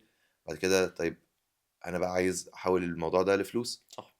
فانا ماليش دعوه بكل الحاجات دي، خلاص جربتها فور فن جميله استمتعت بيها. انا هركز في ان انا هعمل فايب كودنج مثلا. هتعلم برومبت انجينيرنج واعرف استخدم ال امز عشان اطلع احسن اوتبوت. هتعلم اوتوميشن عشان اعرف ابيلد اوتوميتد سيستمز. خلاص انا هعمل دي بس. ايا كان الحاجات المبهره اللي بتظهر في المجالات التانية هاخد عنها فكره بس هبقى مركز في حاجه واحده. كانوا بيتكلموا في الموضوع دوت من زمان في الماركتينج حاجه اسمها تي شيبد ماركتير. مم. التي شيب ان هو انت عندك هوريزونتال نوليدج عن كل حاجه، عندك معلومه عن كل حاجه، وعندك فيرتيكال نوليدج في حاجه واحده بس. مم. في مجال معين انت جايب انت اخره. متخصص فيه بس عارف حاجات بالظبط. تانية كتير. فانت عندك الهوريزونتال نوليدج بتاع كل المجالات اللي بتتاتش وليها علاقه بالمجال بتاعك، مم. وفي مجال معين انت جايب اخره لتحت. صح. فانا شايف ان التي شيب موديل ده احسن حاجه في الدنيا. ما ينفعش ابقى انا بعمل حاجه واحده بس وما اعرفش العالم حواليا بيشتغل ازاي. اصل انا ميديا باير بس ما اعرفش ايه اللي بيحصل في السي ار او، ما اعرفش اللي بيحصل في الديزاين، ما اعرفش اللي بيحصل في الديفلوبمنت. صح. لا لازم ابقى اوير بكل السايكل عشان اعرف اشتغل بشكل كويس واعرف اخدم واستفيد من الناس اللي حواليا دي بشكل كويس. في نفس الوقت لازم ابقى بتاع حاجه، مم. لازم يبقى عندي نوليدج في حاجه انا بعرف اكسكيوت اند تو اند. مم. فانك تبقى تي شيبد دي نقطه مهمه جدا. تبقى بتاع حاجة. يعني تبقى بالظبط، متخصص في حاجه تبقى وتبقى متخصص في شيب. حاجه ويبقى عندك نولج في الحاجات المختلفه والفلكسبيليتي. وعارف انت بتعمل ايه. تاني حاجه او تالت حاجه تبقى تيتشبل. تيتشبل. تيتشبل، قابل للتعلم. يعني عندك القدره انك انت تتعلم. تتعلم حاجه جديده وتادبت لحاجه جديده. حلو. الديفلوبر اللي شغال معانا في ظاهر هو الديفلوبر بقاله اكتر من 8 سنين. اول ما بدانا نشتغل مع بعض واقول له فايب كودنج، يقول لي برستيجي ما ينفعش. والله الاي يقول اي لي يعني يكتب كود انا مكاني؟ انت يعني هتهزر معايا. يعني انا ابقى بعمل اي اي وبعمل روبوتس وبتاع بقالي 8 سنين وتوب 3 وورلد 3% وورلد وايد مم. رانكد، وتقول لي خش قول للاي اي من على الموبايل اعمل اكتب لي لي كده. كود مش عارف ايه. فهو كان بالنسبه له لا، الموضوع كان رخم جدا. مم. بس هو لما بدأ يبقى فليكسبل وتيتشبل ووافق ان هو يستخدم تول زي كده، بقى احسن حد في الدنيا بيطلع نتائج. صح. هو اكتر حد هيبقى عارف يقول للاي اي يعمل ايه بالظبط، اكتر حد هيبقى عارف يجادج على الاوتبوت اللي طالع من الاي اي ده صح ولا غلط، صح. وعارف امتى يتدخل بايده ويصلح الحاجه اللي محتاج ان هو يتدخل فيها. مم. كان اوقات كتير بجد يقول للاي اي طب اركن على جنب، يخش هو يكود بايده، مم. وفي نفس الوقت عنده فلكسبيتي كافيه ان هو يستفيد من الحاجات الكتير مم. الجديده. كريم الاوتوميشن انجينير اللي معانا، هو ما كانش اوتوميشن انجينير من سنتين لان ما كانش في اوتوميشن من سنتين. صح. بس هو لقى opportunity، بدأ يتعلم فيها، بدأ يدرس فيها، بدأ يستخدمها بشكل كويس، فكان فليكسبل ان هو يتعلم حاجه جديده. مم. فلازم تبقى فليكسبل صح. وتأدبت مع الماركت تشينجز وتفضل بتاع حاجه. آم، اعتقد اخر حاجه ممكن اقولها واهم حاجه، انت مش هتبلد حاجه انت اند لوحدك.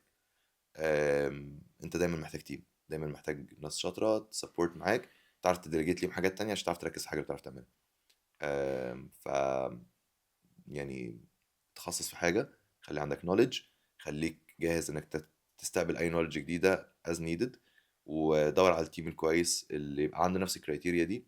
ان الديفلوبرز والاوتوميشن انجينيرز والكيو ايز والناس اللي شغالين معانا كلهم دلوقتي كلهم فاهمين جي او، كلهم فاهمين اس اي او، كلهم فاهمين البيزكس والنولج اللي محتاجينها عشان يعرفوا يبيلدوا السيستمز دي بشكل صح.